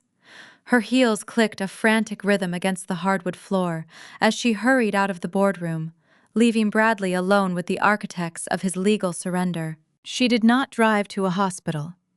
She drove straight to the overpriced, unfurnished rental apartment they occupied after I evicted them from the estate. The unit felt hollow, echoing with the emptiness of their shallow connection. She bypassed the living room, heading directly into the master bedroom.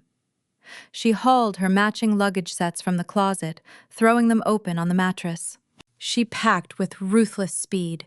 She did not take the basic necessities. She focused entirely on the high-value items Bradley purchased during the brief window of his unrestrained spending. She folded the designer dresses, secured the expensive jewelry, and boxed up the imported cosmetics. She gathered every tangible asset she could carry, treating the apartment like a sinking ship she was looting before deploying the life raft. She loaded her bags into her car, tossing the apartment key onto the kitchen counter. Back in the downtown tower, Bradley emerged from the grueling 2-hour consultation. His shoulders slumped, bearing the physical weight of his impending downfall. He rode the elevator to the lobby, pulling his phone from his pocket. He desperately needed a comforting voice. He expected a message detailing the condition of her injured sister. Instead, the screen displayed a fresh notification containing only 2 brief sentences. "I cannot handle this kind of stress right now. Please do not contact me again." The words hit him with the force of a physical blow. He read the text 3 times, his mind struggling to process the abruptness of the betrayal. He rushed back to the rental apartment, clinging to a faint hope that it was a misunderstanding. He unlocked the door, calling her name into the quiet space. Only silence answered him. He walked into the bedroom. The closets were bare, the drawers were empty. The faint scent of her expensive perfume lingered in the stagnant air, acting as a ghost of the vanity he traded his entire life to acquire. The poetic justice was razor-sharp, cutting through his final layer of denial. He sacrificed 35 years of unwavering loyalty, a sprawling estate, and the respect of his children for a companion who bolted at the first sign of poverty. My dedication weathered decades of hardship, building his foundation from the ground up. Her devotion did not even last 35 days once the bank declined his plastic cards. Bradley stood in the center of the empty room, entirely isolated, forced to face the terrifying consequences of his actions, with no one left to blame but himself. The walls of his manufactured reality collapsed inward. He possessed no wealth to shield him. He commanded no family to comfort him. He held no mistress to distract him. The federal authorities were preparing to strip away his freedom. Yet before a judge ever slammed a gavel, Bradley was already serving a profound sentence of his own making.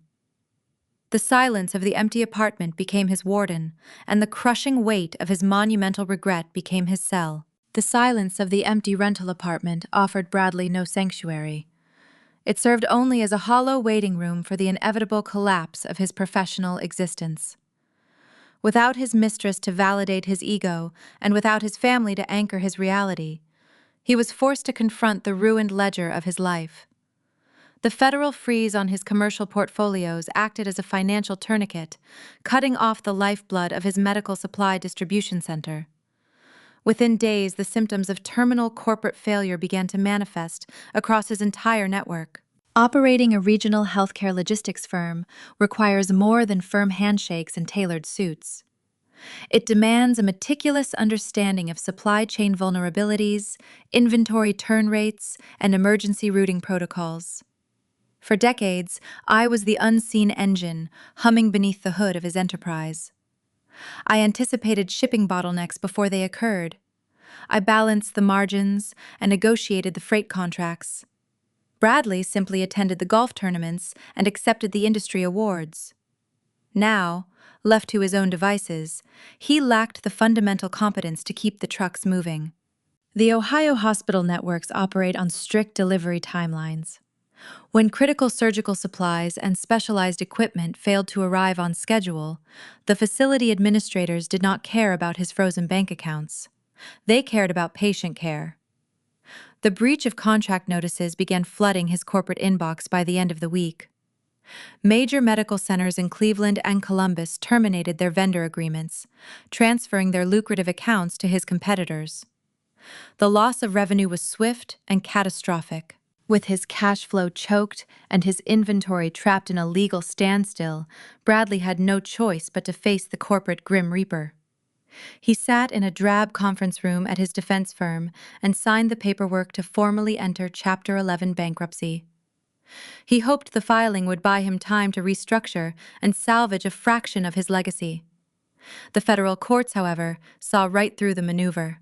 Because the bankruptcy was inextricably tied to an active federal embezzlement investigation, the presiding judge showed zero leniency. The court appointed a hostile trustee to seize control of the failing business. The trustee determined the company possessed no viable path forward under current management. The restructuring dissolved into a forced liquidation.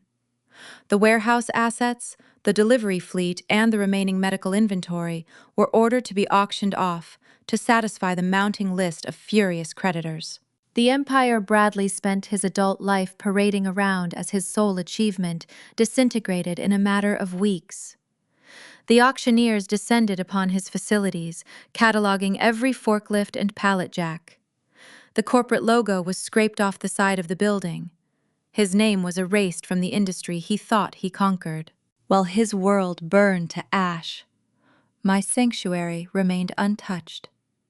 The preemptive firewall Nathan and I constructed held firm against the ensuing legal firestorm.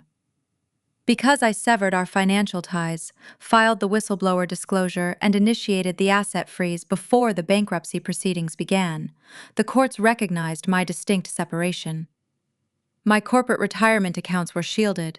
The sprawling Lake Erie estate stood safely under my sole ownership, unburdened by his corporate debt. I watched the liquidation of his company from a distance, feeling a profound sense of vindication. I did not lose a single dime to his hubris.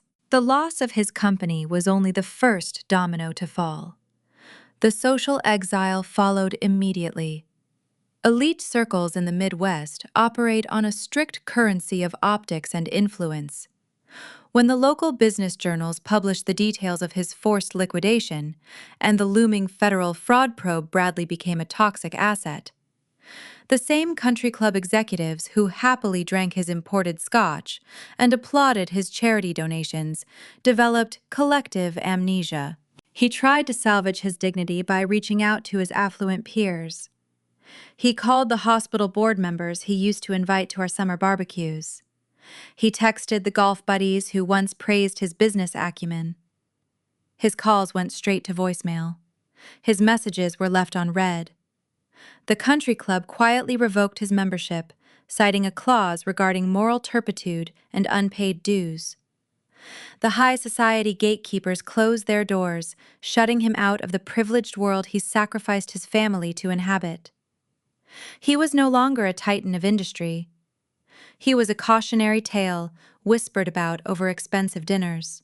The financial reality of his situation grew increasingly dire. The defense attorneys demanded their exorbitant hourly rates to continue negotiating his plea deal with the Internal Revenue Service.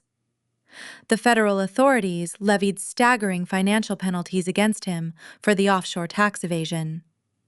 His liquidated assets barely covered a fraction of what he owed the government. Facing immediate destitution and the prospect of homelessness before he ever saw the inside of a courtroom, Bradley was forced to do the unthinkable. He had to find a job. Without a functioning company, without a pristine reputation, and facing pending federal charges, no respectable corporate entity would hire him. The executive suites were permanently closed. He scoured the local employment listings, searching for anything that would pay a meager wage to keep the lights on in his rented apartment. He eventually found a position that accepted his compromised background. It was a mid-level management role at a third-party logistics warehouse situated in a gritty industrial park on the outskirts of the city. The poetic justice of the situation was almost cinematic. The job required grueling 12-hour night shifts. He was tasked with overseeing the loading docks, managing unhappy freight workers, and tracking delayed shipments under the harsh glare of industrial fluorescent lights. The environment was loud, dusty, and unforgiving. His tailored suits were replaced by steel-toed boots and a high-visibility reflective vest. He spent his nights inhaling diesel exhaust and listening to the relentless backup alarms of commercial trucks. Decades ago, when we were first married, I worked those exact same shifts. I walked those concrete floors and managed those chaotic loading docks to earn the capital he needed to launch his own dream. During those early years, he used to mock my calloused hands and my exhausted posture. He treated my blue-collar logistics work as a dirty necessity, something to be ashamed of once he achieved a sliver of success. He always believed he was destined for the boardroom, while viewing the warehouse floor as a place for the unrefined. Now the universe forced him back to the very foundation he despised. Every night he clocked into that industrial facility, he was brutally reminded of the grueling, invisible labor I endured to build the life he threw away.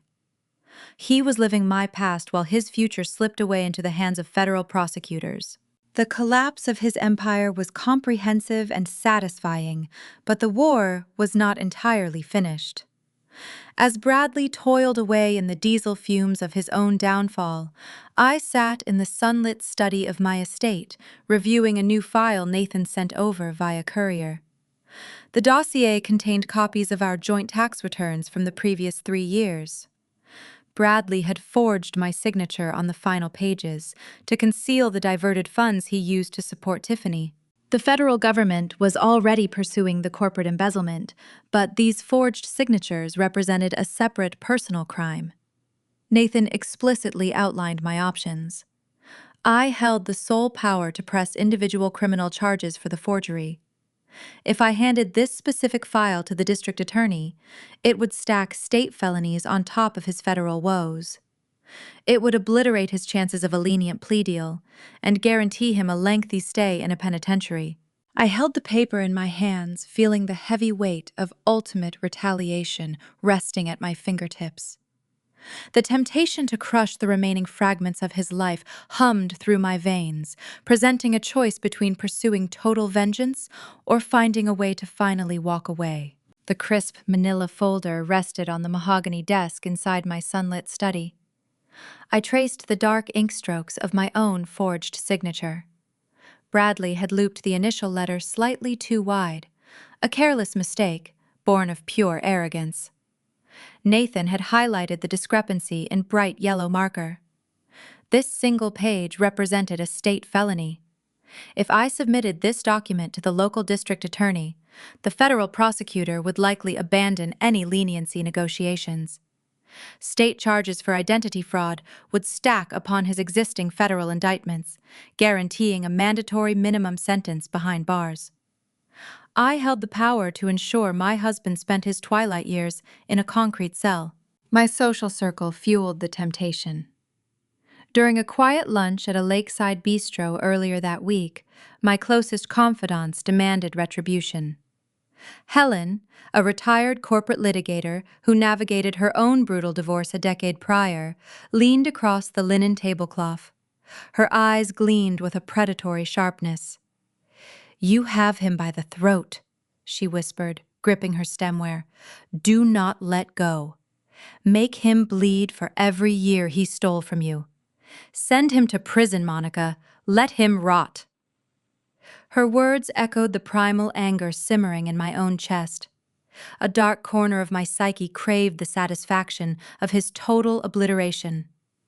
I wanted him to suffer the exact magnitude of pain he inflicted upon our family. Yet the prospect of initiating a new legal battle felt exhausting. I spent 35 years managing the logistics of his existence. If I pursued these personal criminal charges, I would remain tethered to his narrative.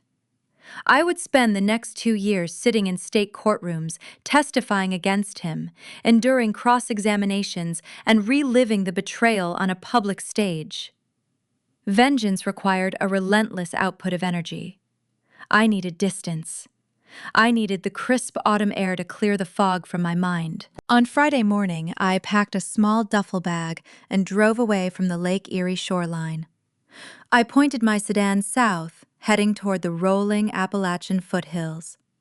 The landscape shifted from flat urban sprawl to dense forests painted in vibrant shades of amber and crimson. I rented a secluded timber cabin nestled against a steep ridge far removed from the persistent hum of the city. The isolation was deliberate. I sought the quiet environment that forces a person to confront their own reflection without the distracting noise of sympathetic friends or frantic attorneys. I spent the first afternoon walking along a winding dirt trail, kicking up fallen leaves. The crisp breeze carried the scent of pine needles and damp earth. My grandfather grew up in these very hills. He was a quiet, stoic man who worked at a local sawmill his entire life. He possessed an innate wisdom forged by manual labor and simple living. Whenever a storm damaged his modest farmhouse, he never cursed the wind. He simply gathered his tools and began rebuilding. He harbored zero tolerance for self-pity. I reached a rocky overlook offering a panoramic view of the vast forested valley below. The setting sun cast long shadows across the tree canopy. I sat on a weathered limestone boulder, closing my eyes. My grandfather's voice drifted through my memory, recalling a conversation we shared when I was a teenager, nursing a bitter grudge against a dishonest classmate. "Bitterness is a poor architect, Monica," he told me while carving a wooden figurine on his porch. "It tears down much faster than it builds. If you let anger draft your blueprints, you will end up living in a very cold house." His words resonated with profound clarity. If I actively orchestrated Bradley incarceration, I would be allowing anger to design my next chapter. I would become the builder of a prison, not just for him, but for myself. My daily routine would revolve around court dates, legal filings, and the toxic anticipation of his suffering. I survived the ambush. I secured my assets. I protected my children. I exposed his illicit shell corporation to the authorities. The Internal Revenue Service possessed more than enough ammunition to dismantle his future. They did not need my forged tax returns to finalize his ruin. True power, I realized, was not the ability to inflict maximum damage. True power was possessing the capacity to destroy an enemy and choosing to walk away because they were no longer worth the effort. By dropping the personal claims, I was officially cutting the final cord. I was stripping Bradley of his significance in my life. He would cease to be my adversary and become nothing more than a stranger dealing with his own self-inflicted consequences. I returned to the cabin as the twilight deepened into a starry night. I built a fire in the stone hearth, watching the flames consume the dry kindling. The warmth radiated through the small room, chasing away the autumn chill. I opened my briefcase and retrieved the manila folder containing the forged documents. I did not need to keep them as leverage. The leverage was obsolete. I tossed the papers directly into the fire. The edges curled and blackened the ink, blistering before the entire stack disintegrated into glowing ash. It was a silent, private emancipation. The next morning, I drove back to Cleveland, feeling lighter than I had in months. The suffocating weight of the betrayal remained in the mountains. I called Nathan the moment I regained cell reception on the interstate. He answered quickly, assuming I reached a decision regarding the state filings. "We are dropping the personal forgery claims," I instructed, keeping my tone serene and resolute. "Let the bankruptcy courts and the federal prosecutors handle his fate. I am withdrawing from the offensive line." Nathan paused, clearly surprised by the pivot. "Are you certain, Monica? This evidence is a guaranteed conviction. You hold the opportunity to close the coffin." "The coffin is already nailed shut, Nathan," I replied, watching the city skyline emerge on the horizon. "I refuse to be the one digging the grave. I have a family to nurture and a life to resume. Cancel any appointments with the district attorney. We are finished dealing with his crimes." "Very well," Nathan conceded, a hint of respect coloring his professional tone. "I will notify the authorities that you are declining to press individual charges. The federal investigation remains active. They will proceed without our additional input." I ended the call, focusing on the road ahead. Choosing peace over retaliation felt like inhaling pure oxygen after holding my breath for half a year. I released Bradley to his grim destiny. He would endure the warehouse night shifts, the towering legal debts, and the looming federal sentencing hearings alone. My healing process required a clean break, free from the gravitational pull of his endless disaster. Upon arriving home, the estate felt different. It no longer represented a battleground or a fortress protecting my wealth. The grand oak doors welcomed me back to a sanctuary of my own design. I walked through the sunlit hallways, envisioning the future. I harbored a deep desire to utilize my logistical expertise for something meaningful. Decades spent maximizing profit margins for a healthcare distributor left me craving a purpose rooted in genuine service. The opportunity to build that new legacy arrived faster than anticipated. Later that afternoon, while sorting through the Daily Mail, I noticed a thick envelope from a regional commercial real estate broker. Because my name remained tied to several local industrial zoning alerts from my past career, I regularly received notices of pending commercial property auctions. I sliced the envelope open, reviewing the glossy flyer inside. The document highlighted an enormous commercial liquidation sale scheduled for the end of the month. A sprawling medical supply distribution center was being auctioned off to satisfy a federal bankruptcy decree. I stared at the address printed in bold red ink. It was Bradley Former Warehouse, the very facility he just lost. The bank was attempting to unload the property quickly, offering it at a steep discount to any buyer capable of producing an immediate cash transaction. An audacious idea sparked in my mind, transforming my desire for peace into a brilliant tactical acquisition. The glossy commercial real estate flyer rested on my desk, illuminating a path I had not previously considered. The address printed in bold red ink belonged to the exact medical supply distribution center Bradley had just lost. The bank was desperate to liquidate the seized asset. They needed to satisfy the federal bankruptcy decree quickly and were offering the sprawling industrial property at a steep discount to any buyer capable of a swift cash transaction. I stared at the photograph of the vacant loading docks. 2 decades ago, I personally surveyed that specific plot of land. I calculated the optimal highway access points and negotiated the original zoning permits.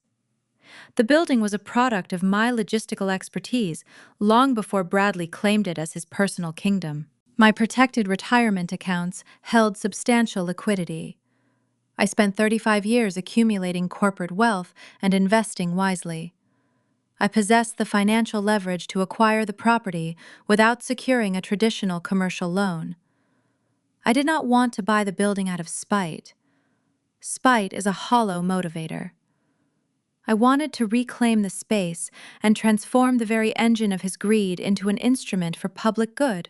I picked up my phone and called a trusted commercial real estate broker in downtown Cleveland. I instructed him to submit an aggressive cash offer for the foreclosed facility. The banking executives managing the bankruptcy estate accepted the bid within 48 hours. They cared only about recovering capital. They did not care about the profound irony of the transaction. The ink dried on the purchase agreement, and the deed transferred to my newly formed limited liability company. I now owned the ruined remnants of my former husband empire for pennies on the dollar. The following Monday, I drove out to the industrial park. The morning air was crisp and carried the faint scent of rain. I pulled my sedan into the vast, empty parking lot.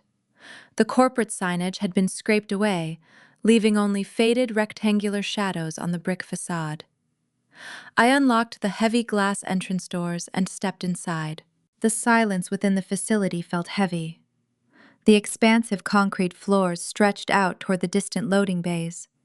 Dust motes danced in the shafts of sunlight piercing through the high warehouse windows. I walked through the deserted administrative offices. I paused outside the corner suite Bradley once occupied. The plush carpets and expensive mahogany furniture were gone auctioned off to appease angry creditors. The room was nothing more than 4 bare walls. The ghost of his arrogant ego had been thoroughly exorcised, leaving behind a blank canvas, waiting for a new purpose. I did not waste time dwelling on the past. I hired a crew of commercial contractors to pressure wash the floors, upgrade the lighting, and repair the neglected infrastructure. While the physical space underwent a thorough cleansing, I began constructing the operational blueprint for my new venture. Ohio is a state of stark contrasts. We boast world-class healthcare networks in our major cities, yet our rural communities and inner-city neighborhoods often struggle with severe resource scarcity. Food banks operate on razor-thin margins, grappling with inefficient transportation routes. Free medical clinics frequently face critical shortages of basic supplies because they lack the purchasing power of larger hospitals. They needed a centralized hub. They needed someone who understood how to move vital resources from point A to point B with flawless precision. I launched a nonprofit logistics consultancy, utilizing the restored facility as our primary distribution center. I reached out to my extensive network of former colleagues across the healthcare sector. I called hospital administrators, supply chain directors, and freight executives. I pitched a comprehensive initiative designed to streamline the donation and delivery of essential goods. The response was overwhelming. Corporate partners eager to reduce their excess inventory while securing tax deductions pledged pallets of surplus medical supplies, non-perishable food, and essential hygiene products. Within 2 months, the warehouse hummed with a renewed, vibrant energy. It was a stark contrast to the toxic environment Bradley cultivated. The loading docks were no longer used to conceal diverted revenue or mask offshore embezzlement.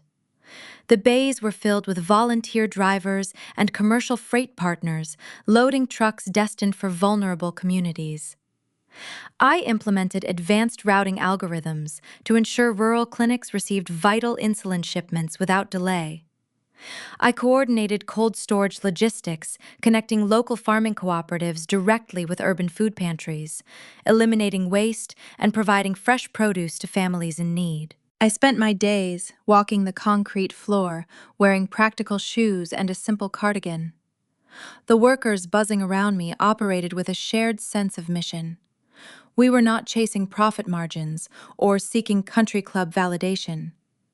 We were building a safety net for thousands of ordinary citizens. The satisfaction I derived from solving complex freight puzzles returned tenfold. The grueling blue-collar work Bradley once mocked became the very foundation of my redemption. One afternoon, I stood near the open receiving bays, watching a convoy of delivery vans depart for the Appalachian foothills. The cool autumn wind swept across the loading dock. I thought about the grand oak doors of my Lake Erie estate. Several months ago, I locked those heavy residential doors to shut out a toxic presence and protect my family from a hostile invasion. Now I stood before these towering steel warehouse doors, deliberately leaving them wide open to serve the community. The contrast was profound. The facility Bradley used to steal from his investors was now pumping life-saving resources back into the world. The poetic justice crystallized in that moment. Wealth and property possess no inherent morality. They are simply tools. The character of the person holding the pen dictates their true value. Bradley allowed his resources to magnify his vanity and feed his deception, resulting in his total isolation. I chose to channel my resources into service, creating a legacy that enriched everyone it touched.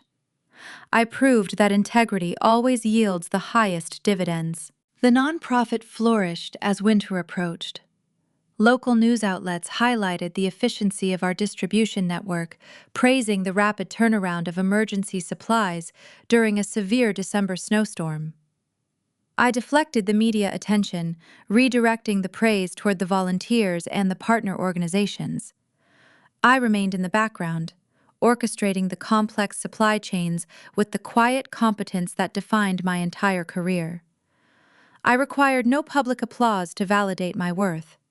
My peace was absolute. 6 months after the bankruptcy, the dust finally settled on the legal battlefield. The divorce decree received the final judicial signature, formally severing my union. I filed the paperwork away in a secure cabinet, feeling no residual sorrow. The chapter was closed. I successfully navigated the ambush, protected my children, and built a thriving philanthropic enterprise. Then the rhythm of my new life encountered a sudden, unexpected pause. A courier arrived at the distribution center on a quiet Tuesday morning. He handed a small plain envelope to my administrative assistant. She brought it to my office, setting it gently on my desk. The return address belonged to a modest apartment complex on the industrial side of the city. I recognized the handwriting instantly. The familiar slopes and sharp angles of the ink belonged to Bradley. The Internal Revenue Service investigations were still pending, but the immediate chaos of his ruin had plateaued. He was living the grueling reality of his warehouse job, trapped in the very existence he once despised. I opened the envelope, anticipating a legal notice or a bitter grievance. Instead, the single sheet of paper contained a brief, handwritten request. He did not demand money or threaten further litigation. He simply asked for one final conversation. He suggested meeting at the old corner diner downtown, the exact location where we shared our very first meal, 35 years ago. The request presented a new emotional hurdle, testing the boundaries of my hard-won indifference. I had to decide whether ignoring him was an act of strength, or if facing the ghost of my past one last time was the final necessary step to cement my freedom. I held the handwritten note for a long time, studying the ink. Meeting Bradley offered no tactical advantage. The legal battles were finished. The ink on the divorce decree was dry. The assets were divided and secured. Yet the request stirred a quiet curiosity within my chest. I did not want closure, because closure implies a wound still requiring attention. My wounds had scarred over months ago, yielding a thick layer of resilience. I agreed to the meeting not for his sake, but to observe the final result of the storm he invited into our lives. The diner sat on a busy corner in downtown Cleveland, tucked between towering modern office buildings. It retained the same weathered brick facade and neon signage from 35 years ago. This was the exact booth where a young, ambitious salesman once promised me a future built on mutual respect. I parked my sedan down the street and walked through the brisk, overcast afternoon. The bell above the glass door chimed, announcing my arrival. The air inside smelled of roasted coffee beans and seasoned griddle iron. It was a comforting, unpretentious aroma, a stark contrast to the sterile boardrooms and elite country clubs we spent decades navigating.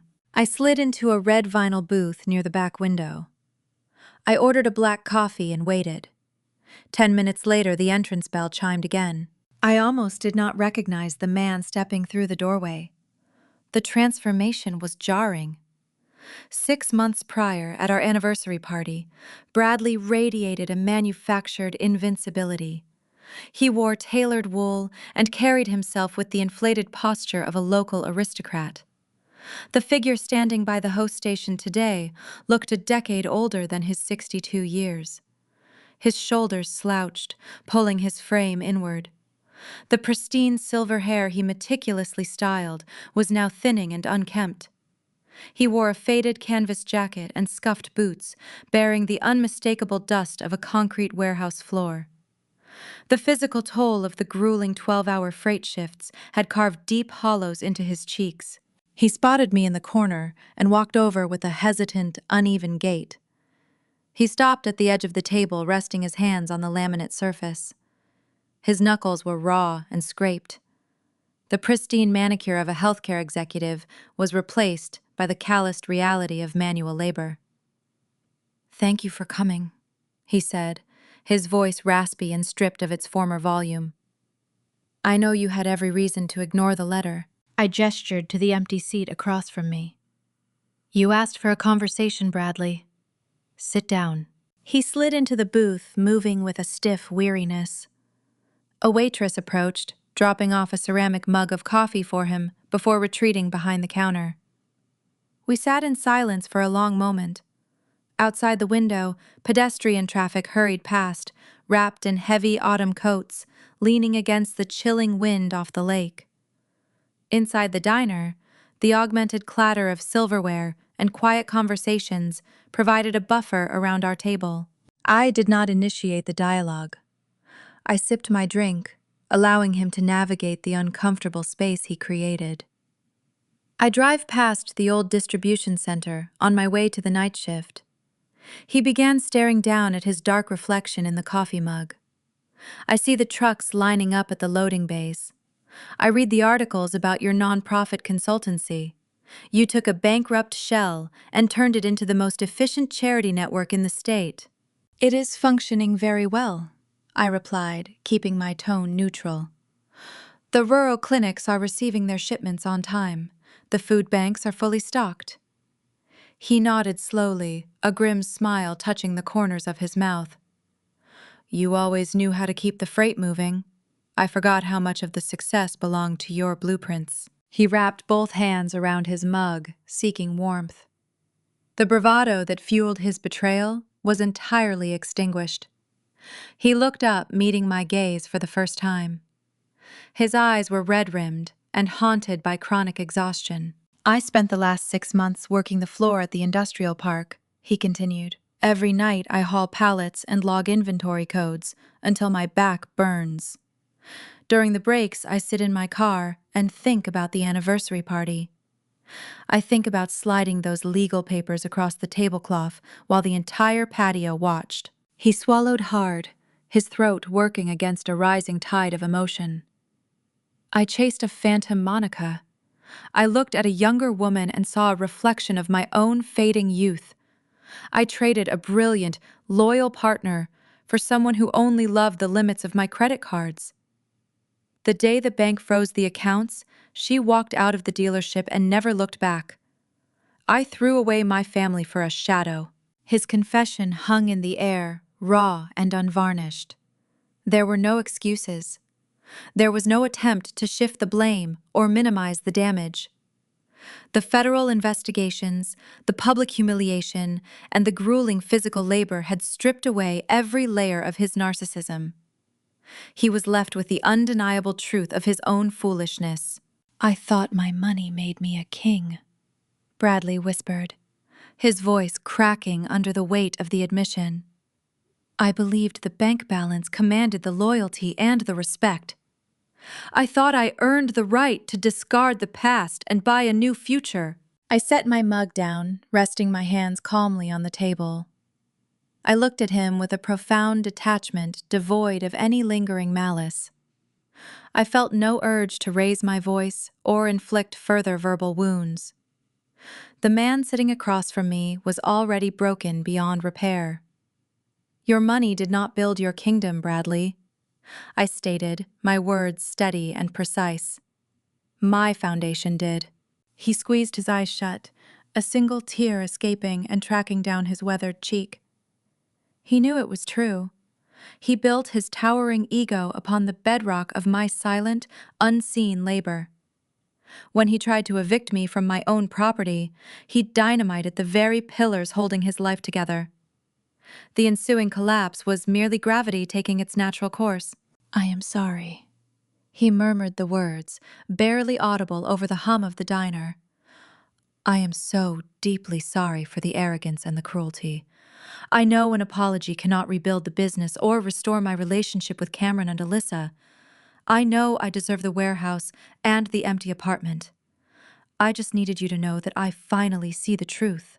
I studied his fractured expression.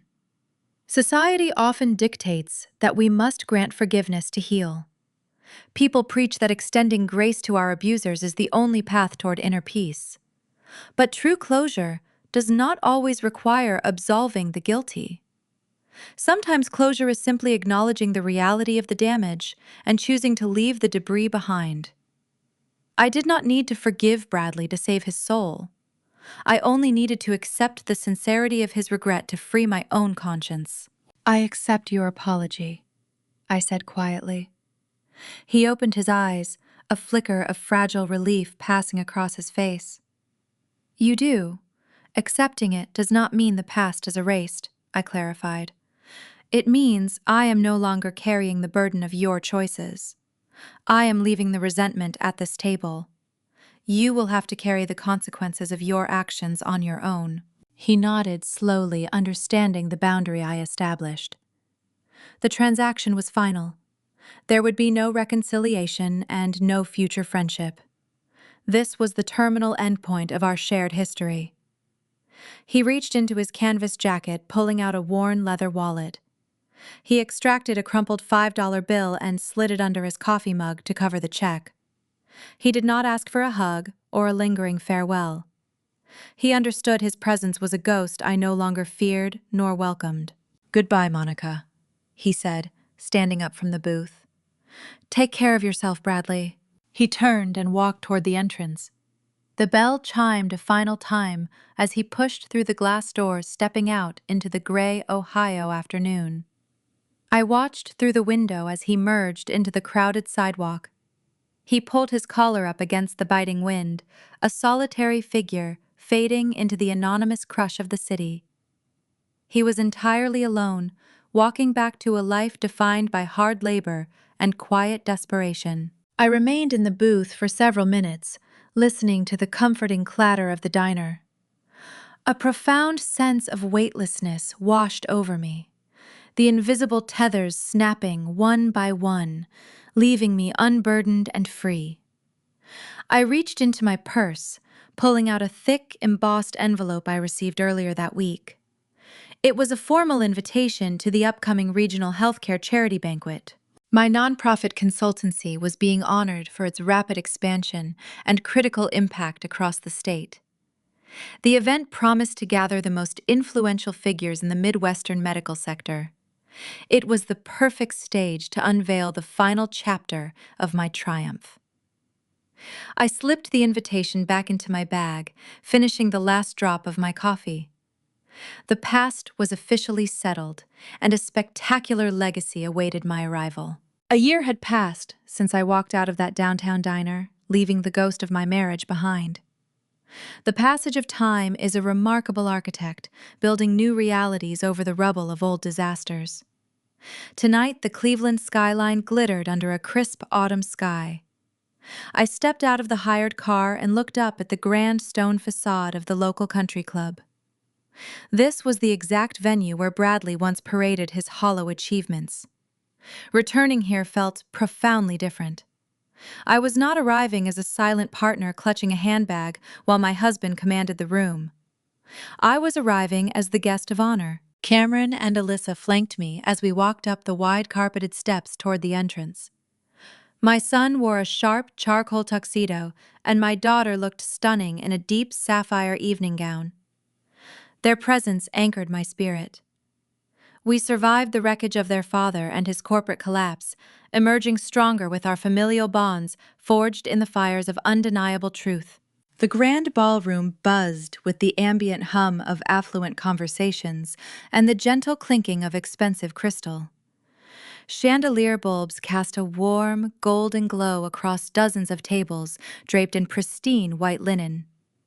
Ohio featured a robust network of prominent healthcare executives, hospital administrators, and philanthropic directors, and they filled the room to capacity. When I entered the foyer, the subtle shift in the atmosphere was immediate. A year ago, these same individuals might have offered me polite nods while reserving their genuine enthusiasm for my ex-husband. Tonight, the crowd parted to clear a path, extending warm handshakes and expressing eager congratulations. My nonprofit logistics consultancy had exceeded every initial operational projection. By optimizing the complex supply chains for rural clinics and inner-city food banks, our distribution network facilitated the delivery of life-saving resources to thousands of vulnerable citizens. We bridged the enormous gap between corporate surplus and community need. The Regional Medical Board decided to recognize this unprecedented efficiency by awarding my organization the highest philanthropic honor of the year. We found our seats at the center table, positioned directly in front of the elevated wooden stage. I smoothed the skirt of my emerald evening gown. The color choice was intentional, offering a subtle, quiet nod to the dress a certain young woman wore on the night she tried to evict me from my own home. I felt radiant, grounded, and entirely at peace. As the dinner service commenced, I watched the orchestrated movement of the catering staff. Operating a large-scale banquet requires seamless logistics, an intricate dance of servers, carrying heavy trays, clearing plates, and refilling water glasses without disrupting the distinguished guests. I always appreciated the invisible labor of the working class. My eyes tracked a server moving along the perimeter of the room. She wore a stiff black uniform, her blonde hair pulled back into a tight, severe bun. She carried a wide silver platter loaded with intricate hors d'oeuvres. The server turned to navigate a narrow gap between two tables, and the chandelier light caught her profile. The breath hitched slightly in my throat. It was Tiffany. The high society grapevine was notoriously efficient at disseminating tragic updates. I heard the rumors months ago. After she fled the sinking ship of the federal indictment, she attached herself to a wealthy real estate developer in the Columbus area. She assumed her youth and rehearsed charm would secure a permanent position in his luxurious orbit. But elite circles talk. Her reputation as an opportunistic liability preceded her. The developer severed ties the moment he learned about the criminal fallout surrounding her previous relationship. Stripped of her wealthy benefactors and blacklisted from the lucrative medical sales industry, she was forced to confront the harsh reality of independent survival. She joined an upscale event coordination agency, working grueling gig economy shifts to pay her rent. Tiffany approached the table adjacent to ours, her gaze lowered as she offered appetizers to a group of hospital directors. Her posture lacked the arrogant sway she previously weaponized at my anniversary party. She looked exhausted, her movements stiff and mechanical. The diamond tennis bracelet she once flaunted was gone, replaced by the plain black cuffs of a catering uniform. She stepped backward to allow a guest to pass and bumped gently into my chair. She spun around quickly, an automatic apology forming on her lips. Then she looked up. Her eyes locked onto mine. The physical distance between us measured only a few feet, but the chasm separating our realities was infinite. She stood in the very country club she desperately tried to conquer, holding a tray of food she was hired to serve to the very people she once expected to sit among. The recognition washed over her face, followed immediately by a crushing wave of profound shame. Her cheeks flushed a dark scarlet, her hands trembled slightly, causing the silver platter to rattle against the delicate porcelain plates. I did not smirk. I did not offer a condescending glare. Gloating is a hollow exercise reserved for those who harbor lingering insecurities. I simply looked at her with serene indifference. She was a mere footnote in my history, a catalyst that inadvertently pushed me toward my greatest triumph. I offered a polite nod, acknowledging her presence as a human being performing a difficult job. Tiffany dropped her gaze, instantly shrinking into herself. She turned away, blending back into the shadows of the banquet hall, hurrying toward the kitchen swinging doors. The ghost of my past vanished, carrying the heavy burden of her own choices. A few moments later, the master of ceremonies stepped up to the podium, tapping the microphone.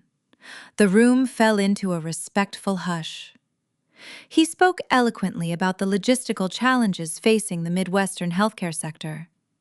He detailed the millions of dollars in surplus medical supplies our consultancy rescued from corporate landfills and successfully rerouted to underfunded neighborhood clinics. He spoke of integrity, vision, and the quiet power of relentless dedication. When he announced my name, the ballroom erupted into a standing ovation. Cameron pulled my chair back, offering a proud smile.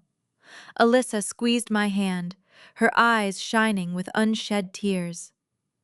I walked up the carpeted steps, ascending the stage and taking my place behind the wooden podium. I looked out across the sea of distinguished faces. I saw the network of professionals I spent decades supporting now standing to honor my individual achievements. I adjusted the microphone, taking a deep, centering breath. The acoustics of the grand hall amplified my voice, projecting a clear, steady resonance. We often measure success by the height of the structures we build, I began, the room hanging on my every word. We look at the corporate towers, the impressive balance sheets, and the prestigious addresses. We convince ourselves that those visible markers dictate our worth. But a building is only as strong as the unseen foundation resting beneath the soil. I thought about Bradley trading his family for an illusion. I thought about Tiffany holding a silver tray in the shadows. I thought about the heavy oak doors of my Lake Erie estate and the sprawling steel bays of my charity warehouse. If you build your life on deception, you construct a fortress on quicksand. I continued projecting my voice toward the back of the room. The facade may look spectacular for a season, but it will inevitably collapse under the weight of its own hollow promises. True wealth is not defined by the capital we accumulate or the status we chase. It is defined by the integrity we maintain when the storms arrive. I spoke about the vital importance of community service, the dedication of our volunteer drivers, and the resilience required to pivot when life demands a new direction. I shared my gratitude for the unwavering support of my children, highlighting that true legacy is measured by the lives we uplift rather than the assets we hoard.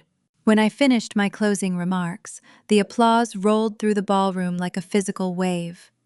I stood under the bright stage lights, feeling an extraordinary sense of fulfillment. The ultimate legacy I secured was not retaining a multi-million-dollar property or winning a bitter divorce battle. The true victory was preserving my character. I transformed a devastating betrayal into an engine for widespread public good, proving unequivocally that while deceit inevitably bankrupts the soul, the unvarnished truth always pays the highest dividends. The legacy we leave our children is rarely measured by the acreage of an estate, the balances in a trust fund, or the pristine facade of a quiet suburban life. In the heart of traditional American culture, we are often taught that a successful family is one that remains unbroken, projecting an image of stability, affluence, and unwavering unity to the outside world. We work double shifts, we balance the ledgers late into the night, and we bite our tongues when the foundation begins to crack, all in the desperate hope of shielding our children from the harsh realities of adult failures. Yet, as the quiet, devastating betrayals of spouses like Bradley, David, Ethan, and Richard demonstrate, shielding a family from the truth does not protect it. It merely insulates a lie until the inevitable explosion causes maximum collateral damage. The most profound lesson we can impart to our children about family responsibility does not emerge during the peaceful, sunlit seasons of our lives. It is forged in the crucible of absolute betrayal. When a spouse looks across a linen tablecloth and demands you pack your bags to make room for a younger, shinier replacement, the immediate instinct is to panic, to weep, or to lash out in violent, righteous anger. But true emotional awareness, the kind that serves as long-term guidance for the next generation, requires a different, far more difficult response. It demands the icy, unshakable calm of a parent who understands that their children are watching, recording, and learning exactly how to survive the collapse of their world. For decades, the mothers in these narratives carried the invisible, grueling weight of their families. They were the logistical masterminds, the silent financial saviors, and the emotional shock absorbers. They convinced themselves that their self-sacrifice was the highest form of love. But generosity without boundaries eventually transforms into permission for disrespect. By quietly smoothing over the marital cracks, covering up the financial irresponsibility, and accepting emotional distance in the name of keeping the peace, they inadvertently taught their spouses that they could be erased. More dangerously, they risked teaching their adult children that a woman's worth is tied exclusively to her usefulness, and that love requires the absolute surrender of one's dignity. The turning point in raising emotionally intelligent, responsible adults occurs the moment we stop pretending. When the truth finally breaches the surface, when the secret deeds are revealed, the federal fraud is exposed, and the hollow mistresses flee at the first sign of poverty, we are presented with a choice. We can choose the path of bitter vengeance, dragging the betrayer through the mud and forcing our children to navigate a toxic wasteland of parental warfare. Or we can choose the path of fairness and unyielding integrity. Fairness does not mean absolving the guilty of their consequences. Fairness means stepping back and allowing reality to exact its own toll, refusing to lift a finger to destroy a person who has already destroyed themselves. This is the ultimate masterclass in parenting. When a mother sits her adult children down at a kitchen table and slides the forensic financial audits across the wood, she is not engaging in character assassination. She is replacing a lifetime of comfortable illusions with the heavy, undeniable weight of the truth. Children, whether they are 6 years old or 36 years old, possess a remarkable instinctual gravity toward honesty. They do not need us to protect the image of a flawless parent. They need us to model how to survive a flawed one. By refusing to stoop to the level of their betrayers, these women taught their sons and daughters that true power is not the ability to inflict suffering, but the capacity to walk away from it entirely unburdened. Furthermore, the repurposing of their pain serves as a monumental testament to traditional American values of community and resilience. When a sprawling Lake Erie estate is kept solely as a safe haven for grandchildren, or a foreclosed medical warehouse is purchased to distribute food and medicine to vulnerable citizens, the concept of wealth is entirely redefined. Money and property are exposed as morally neutral tools. They only magnify the character of the person holding the pen. By transforming the very empires built on greed and deception into engines for public good, these women provided their children with a living, breathing inheritance of purpose. They proved that a family's name is only as valuable as the integrity it stands upon. If you have ever found yourself standing in the ruins of a life you spent decades building, wondering if the sacrifices were worth it, or if you simply appreciate the quiet strength of those who refuse to be broken, I invite you to join our community.